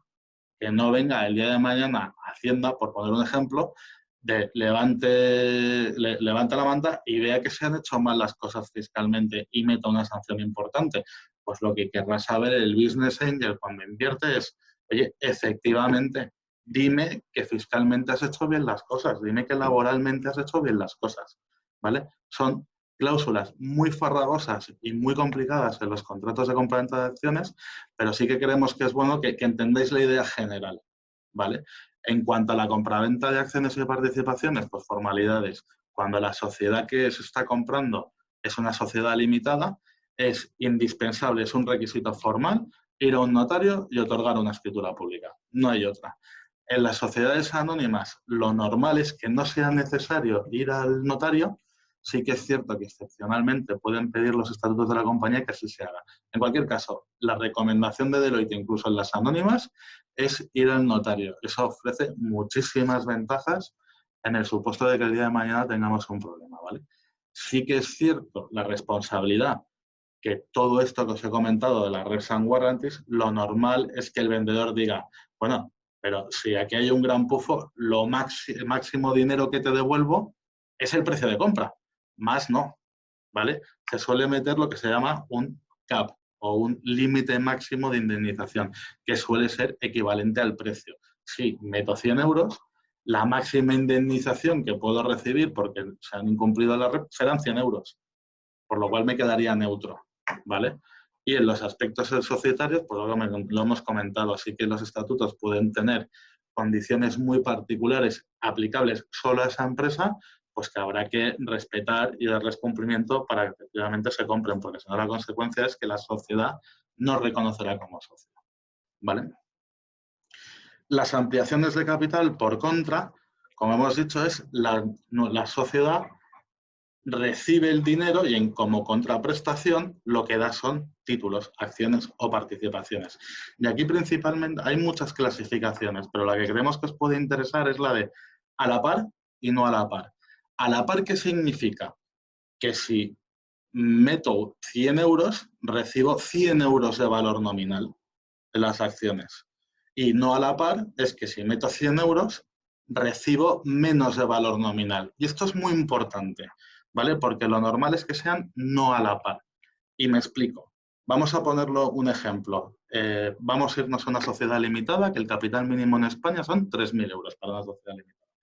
Llega el fundador, mete 3.000 euros en el capital social y se pone a trabajar en la idea, a innovarla, a desarrollarla, y eso tiene un valor, genera valor. Total, que eso puede llegar, me lo invento, a valer, por ejemplo, 10.000 euros. Pero el capital social son 3.000. No se ha cambiado el capital, no se ha metido más dinero, simplemente se ha aportado trabajo, idea innovadora, etcétera. Y el valor de esa compañía llega a 10.000. Bueno, pues si el Business Angel llega a invertir y lo que quiere es quedarse con el 50% de la compañía, tenemos una compañía con un capital de 3.000 que vale 10.000 y si quiere meter dinero para quedarse con la mitad, tendrá que meter otros 10.000, porque si la compañía vale 10.000, tendrá que meter 10.000. Por contra, el capital son 3. Pues lo que se hace es, se amplía capital por 3 y se emite como prima de emisión 7.000, total 10.000. De tal manera que lo que existía en la compañía antes y lo que existe después es el doble. Valor 10.000 antes de la ampliación, se aportan 10.000. Pero para que case con el capital, pues 3.000 y 3.000. Esa prima es muy interesante porque eso se califica como una reserva disponible y pertenece a todos los socios. La reserva no puede ser solo del que aportó, pertenece a todos los socios. Si el día de mañana los socios decidieran distribuirla, tendrían 7.000 euros en el ejemplo que hemos puesto para distribuir entre los dos, 3.500 al fundador y 3.500 al business angel.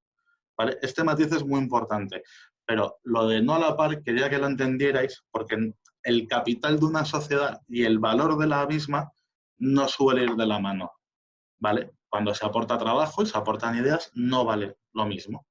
Entonces, para que entendáis la diferencia, lo que sí que es importante deciros, no se pueden emitir obligaciones por debajo de su valor nominal, ¿vale? En ese caso, solamente tendríamos una alternativa, que es comprarle las acciones, que por ejemplo su nominal fuese 1 euro de valor nominal, podríamos comprarlas a 50 céntimos, pero la sociedad no puede ampliar capital y recibir menos dinero que el nominal de las que emite, ¿vale? tratando de explicarlo un poco, ¿vale? Entonces, ¿cómo empiezan estos procesos de inversión, etcétera? Pues suelen empezar con un documento que, dependiendo de con quién tratéis, lo llamarán de una manera. Lo pueden llamar carta de intenciones, lo pueden llamar acuerdo de intenciones, lo pueden llamar term sheet, o por sus siglas en inglés de las dos primeras, LOI o Memorandum of Understanding, ¿vale? ¿Este documento qué es realmente? Este documento, simplemente para que os quedéis con la idea, es donde las dos partes establecen cuáles son los principios sobre los que van a trabajar. Es decir, el Business Angel dirá, oye, pues yo lo que quiero es invertir tantos euros y recibir tal cosa en contraprestación. Y a eso la sociedad o el socio estarán de acuerdo o no. Sirve para fijar los términos sobre los cuales va a discurrir la negociación. Evidentemente, si vamos a irnos a otra esfera. Si yo el día de mañana me quiero comprar una casa y voy al dueño y le digo que le quiero pagar tal cantidad, pues el dueño me dirá, pues oye, por esa cantidad me interesa, seguimos trabajando, o por esa cantidad no me interesa, deja de molestarme. Pues bueno, pues este tipo de documentos, las cartas de intenciones y los MOUs, sirven para reflejar el marco donde nos vamos a mover, ¿vale? Y ahí se meten 1000 cosas, ¿vale? Lo que queramos. Pero sí que es cierto que lo normal es que sean no vinculantes para las partes. El firmar este documento se suele hacer diciendo expresamente que se va a trabajar en ello, pero no obliga a ninguna de las partes, salvo en 2 puntos. El primero de ellos, confidencialidad. La sociedad, la startup, va a pasar muchísima información al Business Angel que todavía no es su socio, ¿vale? Entonces, tiene que tener un marco jurídico importante para asegurarse que no va a ese Business Angel, después no va a utilizar esa información para otros fines distintos que el de valorar la inversión. Tendrá que proteger esa información que manda. Y eso se suele llamar NDA, que es Non-Disclosure Agreement, como se diría en español, un acuerdo de confidencialidad. Toda la información que te facilite solamente la puedes utilizar para valorar la inversión. No puedes utilizarla para montarme la startup B al día siguiente, ¿vale? Eso es la cláusula de confidencialidad. Y luego suele estar la de exclusividad. La de exclusividad, el Business Angel, es así como la de confidencialidad protege a la sociedad, la de confidencialidad, la de exclusividad protege al Business Angel. ¿Y cómo lo hace? Oye, durante un periodo no puedes tratar con otro inversor que no sea yo. Soy el que tengo la exclusividad durante un periodo determinado para formalizar esto y entrar en el capital. Mientras tanto, no puedes hablar con otro, ¿vale? Documento no vinculante, a excepción de estas dos cláusulas, confidencialidad y exclusividad, que eso sí será vinculante y obligatorio por las partes. El resto es marcar el contexto de donde nos vamos a mover, ¿vale? Y cuando se suele firmar esto, lo normal es que empiecen las famosas due diligence.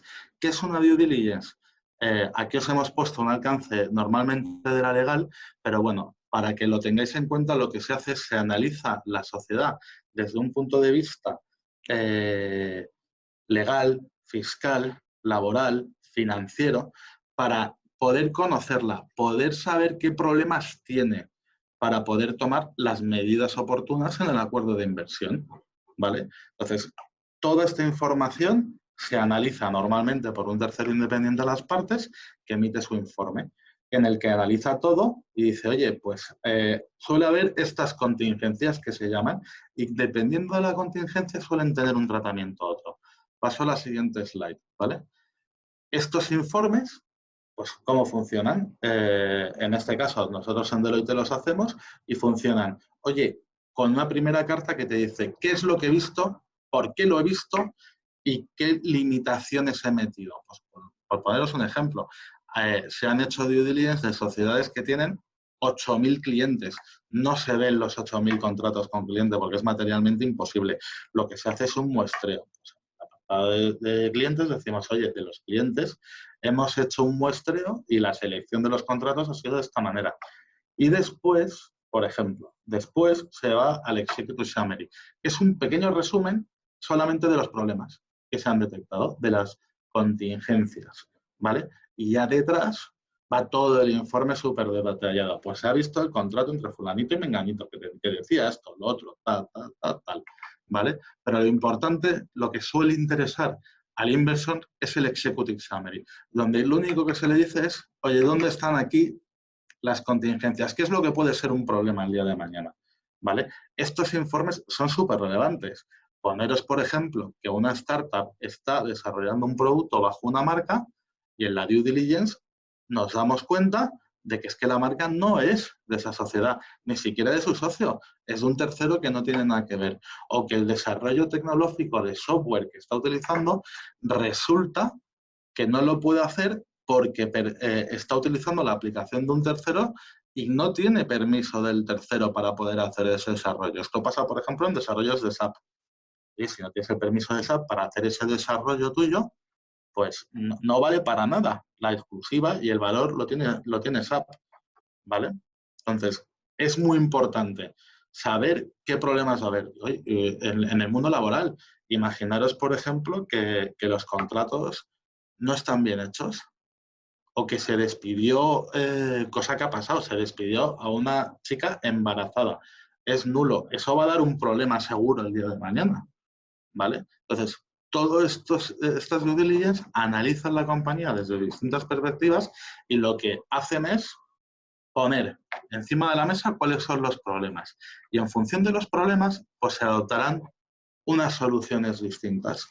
Oye, pues por poner ejemplo, si es un problema que afecta directamente al valor de la compañía, lo que haremos es, en el ejemplo que os pusimos antes de que la compañía vale 3, pero ya el valor es 7, pues 7 más 10, pues lo que haremos es bajarle el valor y por tanto la ampliación de capital con la prima será menos.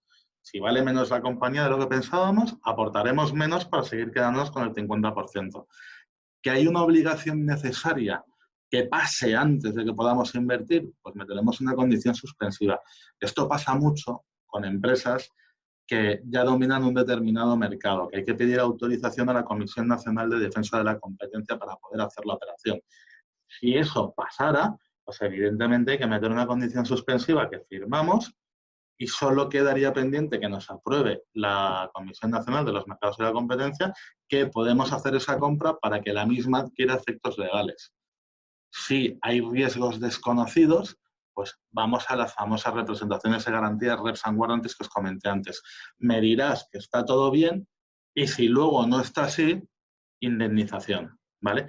Y luego si el riesgo es conocido, como os puse por ejemplo el caso de la chica que había sido despedida estando embarazada, que es un despido nulo, le diremos al inversor, oye, esto que va a venir y va a ser cierto, lo vas a pagar tú, porque eres el que lo has hecho mal, ¿vale? Entonces, eso se hace de indemnidad, como llaman los ingleses, indemnity. Hay muchas veces aparte que no nos creemos que la otra parte pueda tener los fondos necesarios para poder hacer frente a una indemnización. Por ejemplo, pues para eso se suelen estructurar garantías que son súper variadas. Las típicas son el escrow, el precio aplazado, el aval bancario, pero eso sí queda para un monólogo en sí mismo, así que si tenéis cualquier pregunta, lo resolvemos aparte, ¿vale? Y luego ya va, tras la due diligence, ya sabemos cuáles son los problemas, habrá que instrumentalizarlo en un contrato. Y en ese contrato fijaremos todos los términos y condiciones que consideramos necesarios para hacer la inversión. A modo de ejemplo, la ampliación de capital va a ser aportando tanto dinero, de que ese dinero tanto va a ser a capital, tanto va a ser a la prima, ¿vale? Y en concreto lo vamos a ejecutar este día y de esta manera. Pues se detalla y ponemos las reps que vemos en la DIU que hay que meter y las acordaremos. Meteremos las indemnidades, diremos cómo me va a indemnizar si realmente me ha engañado y si incumplen las reps o si incumplen las indemnidades. ¿Va a pagar al inversor o va a pagar a la compañía? Por poner un ejemplo, si estimamos que, por ejemplo, el despido nulo del ejemplo que os he puesto de la mujer embarazada pudiese costar, invento, 5.000 euros, podríamos decirle, oye, no, esto cuesta 5.000 euros, se los pagas a la compañía, 5.000 euros. O si por el contrario el business angel tiene el 50%, lo que podemos decir es, oye, no, de los 5.000 euros de daño, le pagas la mitad al business angel, es decir, 2.500 euros. Podemos jugar con estas cosas, pero establecemos ya muy claramente todo lo que puede pasar y qué es lo que hay que hacer y quién lo tiene que hacer, ¿vale? Pasamos al siguiente. Y otra de las cosas que es súper recomendable hacer en los acuerdos de inversión, aquí hay varios formatos. O forman parte del acuerdo de inversión o se hace un documento separado. Es indistinto, la idea es la misma. Lo que queremos hacer, perdón, aquí, lo que queremos, el objetivo del pacto de socios es regular la relación entre todos los socios, tan sencillo como eso, entre los socios iniciales y el business angel. Y lo que queremos es decir todo, es decir, cada cuánto va a haber una junta general, quiénes tienen que estar como mínimo presentes en la junta general para que la misma pueda adoptar acuerdos válidos, quién va a ser los administradores de la sociedad y ¿le vamos a meter alguna limitación a los administradores? ¿Van a poder hacer lo que ellos quieran o el business angel va a poder tenerlos atados en corto y van a tener que contar con él para determinadas cuestiones? La idea es establecer y definir claramente esto entre las partes para que el día de mañana haya sustos y que sepamos quién puede hacer qué. Estos pactos de socios se desarrollan muchísimo en la ley de sociedades de capital, hasta el punto de que muchos de esos acuerdos de los pactos de socios no se pueden llevar a estatutos e inscribir en el registro mercantil. En los que podamos hacerlo, evidentemente se hará, pero en los que no se pueda, se tienen que quedar a nivel contractual entre las partes, de tal manera que si una de las partes no lo cumple, pues será un incumplimiento de contrato. Cuando lo podemos llevar a estatutos es muchísimo mejor, porque eso ya no solo es obligatorio entre las partes, sino frente a terceros. Y eso es maravilloso, ¿vale? Entonces, en los pactos de socios regulamos el cómo va a ser la sociedad el día después de la inversión, del día después de que el business angel entre en el capital social de la sociedad, va a poder gestionar o no, qué cosas hay que contar con el business angel o no, ¿vale? Todo eso hay que negociarlo, hay que hablarlo entre las partes para plasmarlo en blanco sobre negro y que no ofrezca dudas para el día de mañana. Un buen pacto de socios puede requerir muchísimo tiempo, pero el día de mañana va a quitar problemas seguro, ¿vale? Otros tipos de temas que se suelen hablar en los pactos de socio, pues están los sindicatos de voto. Muchas veces el socio fundador con sus familiares y amigos lo que quiere es asegurarse que su peso tiene relevancia. Entonces, establecen un sindicato de voto entre determinados accionistas que como funciona es, ellos se reúnen previamente y por mayoría deciden qué es lo que van a votar todos después. Dicho de otra manera, si hay unos socios que tienen un sindicato de voto y dentro de su sindicato el 60% quiere aprobar un acuerdo y el 40% no, el 60% decidirá que se aprueba. Y cuando ya vayan a la junta de la compañía, da igual, todos esos socios estén de acuerdo o no, tienen que votar a favor porque es lo que ha acordado el sindicato por mayoría. Esta es la manera que tienen de hacer valer su participación los socios cuando el capital social está muy disperso, es aglutinarlo todos y votar todos. Y eso se suele documentar en un acuerdo, ¿vale? Y otro punto muy importante son los acuerdos de reforzamiento de quórum. Si el business angel está en mayoría, pues podrá hacer lo que quiera, pero por el contrario, si está en minoría, no podrá hacer lo que quiera, serán los otros los que podrán hacer. Para que haya determinadas cuestiones que tengan que estar de acuerdo, es muy típica, por ejemplo, las de ampliaciones de capital. Oye, para ampliar capital tienen que estar de acuerdo los socios existentes y el business angel, ¿vale? Si no, no lo hacemos. Pues lo que se hace es, se establece en el contrato, y muchos de ellos pueden llevarse a estatutos, ¿no? Otros no, decir, oye, no, para ampliar capital hace falta el 75% de los votos a favor. De tal manera que sea necesario que para aprobar una ampliación de capital, el business angel tenga que votar a favor o el socio minoritario tenga que votar a favor. Son acuerdos que lo que pretenden es, para hacer determinadas cosas tenemos que estar todos de acuerdo, de lo contrario, no se hacen. ¿Vale? Otros tipos de acuerdos muy típicos. Oye, los derechos económicos y financieros. ¿Vamos a repartir dividendos o los vamos a dejar en la compañía? Pues, por ejemplo, puede ser perfectamente válido dejarlos en la compañía y adoptar una política fiscal como la que nos ha comentado Carlos antes. O, por el contrario, ¿queremos distribuir dividendos y que esto empiece a rentabilizar? Bueno, pues eso habrá que plasmarlo, ¿vale?, en el contrato y ver qué posición se toma. Y luego están también los acuerdos, dentro de los económicos están los financieros, que es una subespecie que lo que dice es, oye, si el día de mañana hace falta de dinero para esta determinada cuestión, ¿qué vamos a hacer? ¿Vamos a ir a un banco que la financie? ¿Vamos a buscar otro nuevo inversor? Pues lo decidirán las partes y acordarán lo que estimen, ¿no? ¿Vale? Otro tipo de acuerdos, los famosos TAC y DRACalón, son los derechos de venta conjunta y el de arrastre, ¿vale? Empiezo por el de arrastre. Este es el que beneficia normalmente al mayoritario. ¿Qué es lo que significa? El mayoritario a lo mejor tiene el 60% y los minoritarios el 40%. Lo que significa un DRACalón es el mayoritario puede obligar a los minoritarios a vender en las mismas condiciones que el mayoritario. Es decir, el socio mayoritario encuentra de repente, me invento, un private equity, un Microsoft, uno de estos que les interesa la idea y quiere vender, quiere rentabilizar su inversión. Es mucho más interesante, pues, para el private equity o el Microsoft, no tener minoritarios, es tener el 100% del control de la compañía. Pues esta cláusula que se puede meter en los estatutos, lo que dice es, yo vendiendo mi 60 puedo obligar a los que tienen el 40 a vender también en las mismas condiciones económicas, con lo mismo. No puede haber diferencias económicas entre una y otras. Y luego está el TACalón, que es la contrapartida a esto. El TACalón va en interés del minoritario.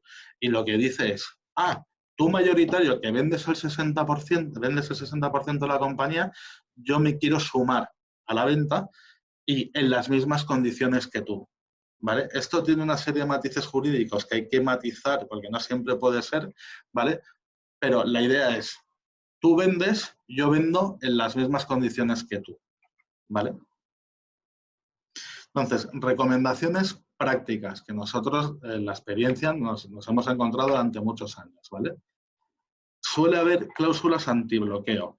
Por ejemplo, ¿qué pasaría en el caso que os puse antes de una ampliación de capital en el que es necesario que el 75% vote a favor? Oye, y no se aprueba.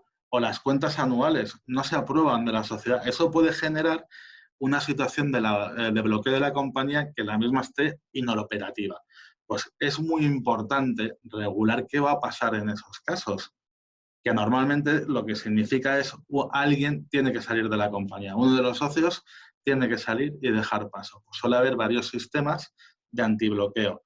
En nuestra experiencia en startups y en los 2 últimos años, lo que vemos es que suele aplicarse una que se llama el Pacto Andorrano. Es un sistema, hay muchos, pero es el Pacto Andorrano, el que está muy de moda ahora para startups. ¿Y qué es lo que significa? Si hay un problema, el que quiere poner en marcha la cláusula de salida dice el precio. Es decir, a mi socio que tiene el 50%, por poner un ejemplo, le digo, oye, el 50% de la compañía vale 100. Y es la otra parte la que decide si por 100 le compra el primero o vende al primero. ¿Vale? Esa es una cláusula que suele ser muy rápida y en teoría justa, porque uno dice el precio y el otro decide si compra o vende. Y es la que está de moda ahora. Pero hay multitud de tipos, intervienen terceros, mandatos de venta a compañías de corporate finance. Pueden ser complicadísimas. En startups, la que vemos últimamente muy de moda es esta. Es rápida, es eficaz y en teoría es neutra. Porque el que ofrece el dinero cree que es lo que vale. Porque el otro, si cree que es mucho, va a vender y si cree que es poco el valor, va a comprar. ¿Vale? Debería ser muy neutra. Suele haber también, importante, meter cláusulas antidilución. Hay triquiñuelas legales, que eso da para otra propia ponencia, mediante la cual uno de los socios puede hacer que el resto se diluyan. Oye, no, en mi pacto de socios vamos a regular que eso no puede pasar. No le interesa a un business angel adquirir el 50% de la compañía y de repente, dentro de la legalidad, verse que su 50% vale un 25%. A lo mejor puede tener sentido y puede estar aceptado, pero no tiene sentido, ¿vale? Opciones de call option y put option estuvieron muy de moda en las startups, que para resolver las situaciones de bloqueo, pues, pese a que, como digo, últimamente lo que está más de moda es la cláusula andorrana. ¿Y cómo funciona? Pues se dan opciones de compra-venta cruzadas. ¿Qué es lo que hace una de las partes? Tiene el derecho a comprarle a la otra a un determinado precio que viene en la opción y también tiene derecho a venderle a la otra parte su participación en la compañía a un determinado precio ya prefijado. Esto suele ser a favor de una de las partes, no suele ser neutral porque se la suele guardar el business angel y el business angel es el que decide si compra o vende, ¿vale? Mientras que en la andorrana, el business angel, por poner un ejemplo, pone un precio y es el otro socio el que decide si compra o vende, o al revés, ¿vale? El tacalón y el dracalón, como ya lo hemos comentado por encima, y los sindicatos de voto, lo mismo.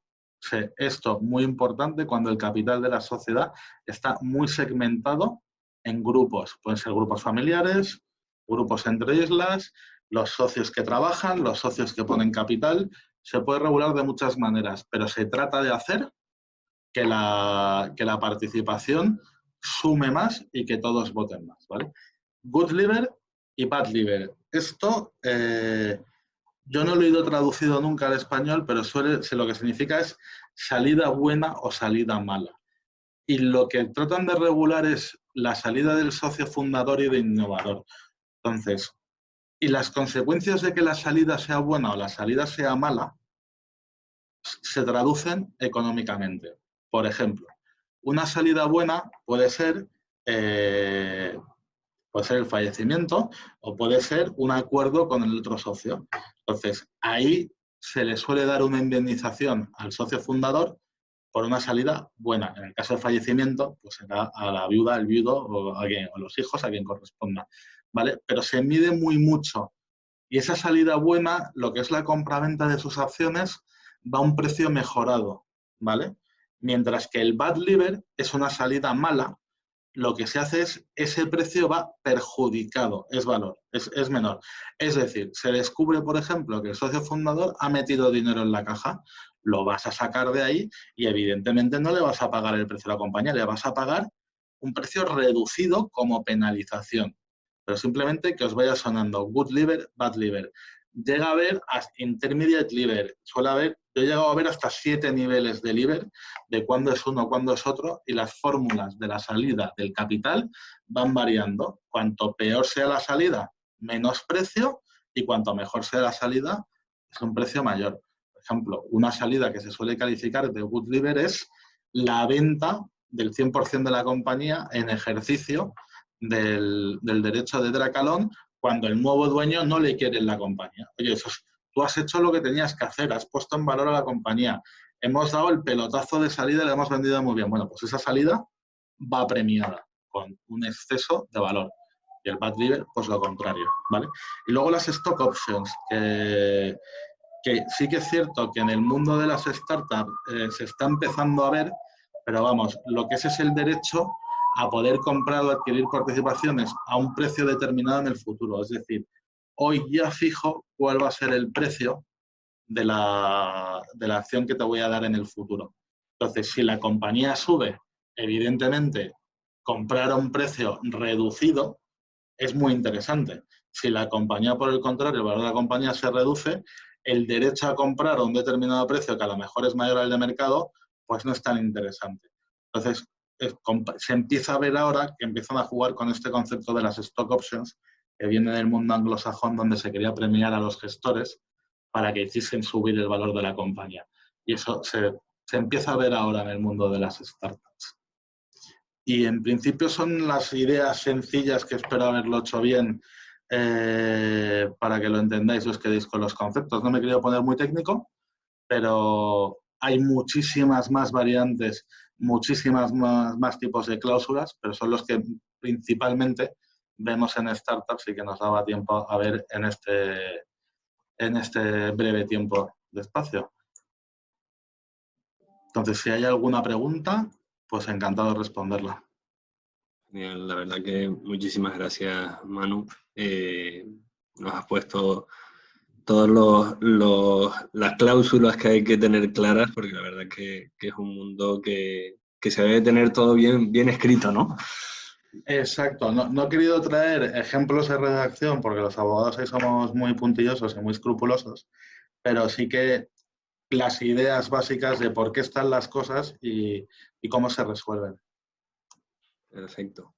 Pues eso, si tenéis alguna duda, aprovechad ahora que estamos, bueno, está Carlos y Manuel, pero si tenéis alguna duda respecto a Recaba, pues también, tanto Sandra como yo podemos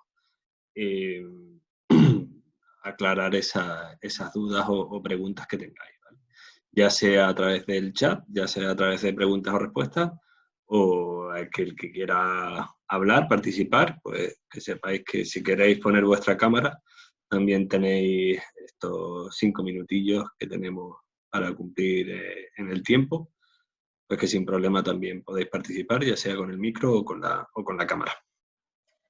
Solo recordarles que si hay alguna de las personas que se unió más tarde, que bueno, a través de nuestras redes sociales y a través de nuestra página web, pues también tienen todos los contactos para poder ponerse en contacto, valga la redundancia, con nosotros, y que tienen nuestros correos, por si las dudas no salen en este momento, pues tienen nuestros correos, tanto los correos de Recaba nos llegan a nosotros y podremos pues venir y aclararles todas las dudas que tengan en relación tanto a la formación que estamos dando para los emprendedores como al proyecto de Recaba en conjunto, ¿no?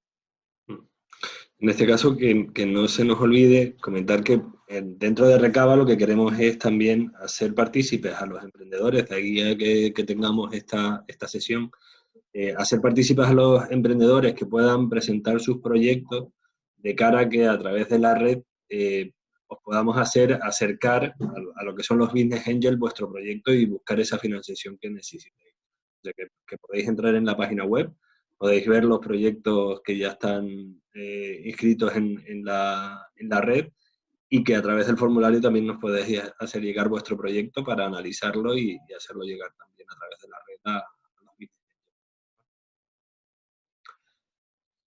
Perfecto. Bueno, mientras os pensáis ahí alguna duda o pregunta, mañana tenemos la segunda sesión. Se tratará sobre todo Deloitte tiene un programa de aceleración y startups, tanto por la parte de financiación a startups como de seguimiento y mentorización a startups. Tendremos a Juan Antonio, que es socio responsable de ese programa de Start Me Up de Deloitte. También tendremos la parte de cómo la gestión de la innovación favorece al tema del desarrollo de las startups. Y luego también el desarrollo del análisis de cómo las tecnologías disruptivas pueden mejorar en el desarrollo de nuevos negocios, que lo tengáis en cuenta en el desarrollo de la sesión formativa. Y al finalizar la sesión hoy, bueno, al salir tendréis un cuestionario de satisfacción que nos servirá a nosotros también para tener en cuenta cosas que mejorar. Ya para hoy no, pero bueno, para mañana seguramente que las tendremos en cuenta. Jacobo, perdona, en relación con la pregunta que planteó Omar, quería, que lo di por supuesto, pero decir que todos los gastos, todas las pérdidas que tengas durante el desarrollo de los primeros años de la startup serán bases imponibles negativas que podrás compensar en el futuro, como explicamos anteriormente en la presentación, ¿vale? Perfecto.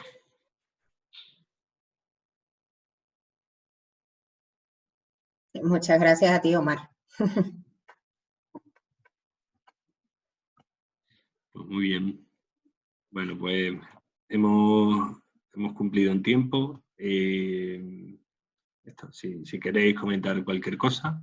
Si no, lo dicho, agradecer sobre todo eso, agradecer a Manuel y a Carlos por sus presentaciones. La verdad que ha sido bastante interesante, nos ha puesto sobre la mesa todos los aspectos, no solo en el aspecto de qué beneficios podemos obtener como empresa, ha visto Carlos, sino también, como Manuel nos ha permitido identificar todos esos aspectos que normalmente cuando estamos montando una empresa o somos emprendedores, todo el aspecto legal de, bueno, ¿y ahora qué? Tenerlo claro, qué significa, que tengáis ya los primeros conceptos, como decía, que os vaya sonando, porque seguramente en este mundillo, poco a poco, cuando vais creciendo, pues, vais pasando de ronda y esas rondas van teniendo sus criterios y sus aspectos legales que hay que guardar y tener bien cerrados, ¿no?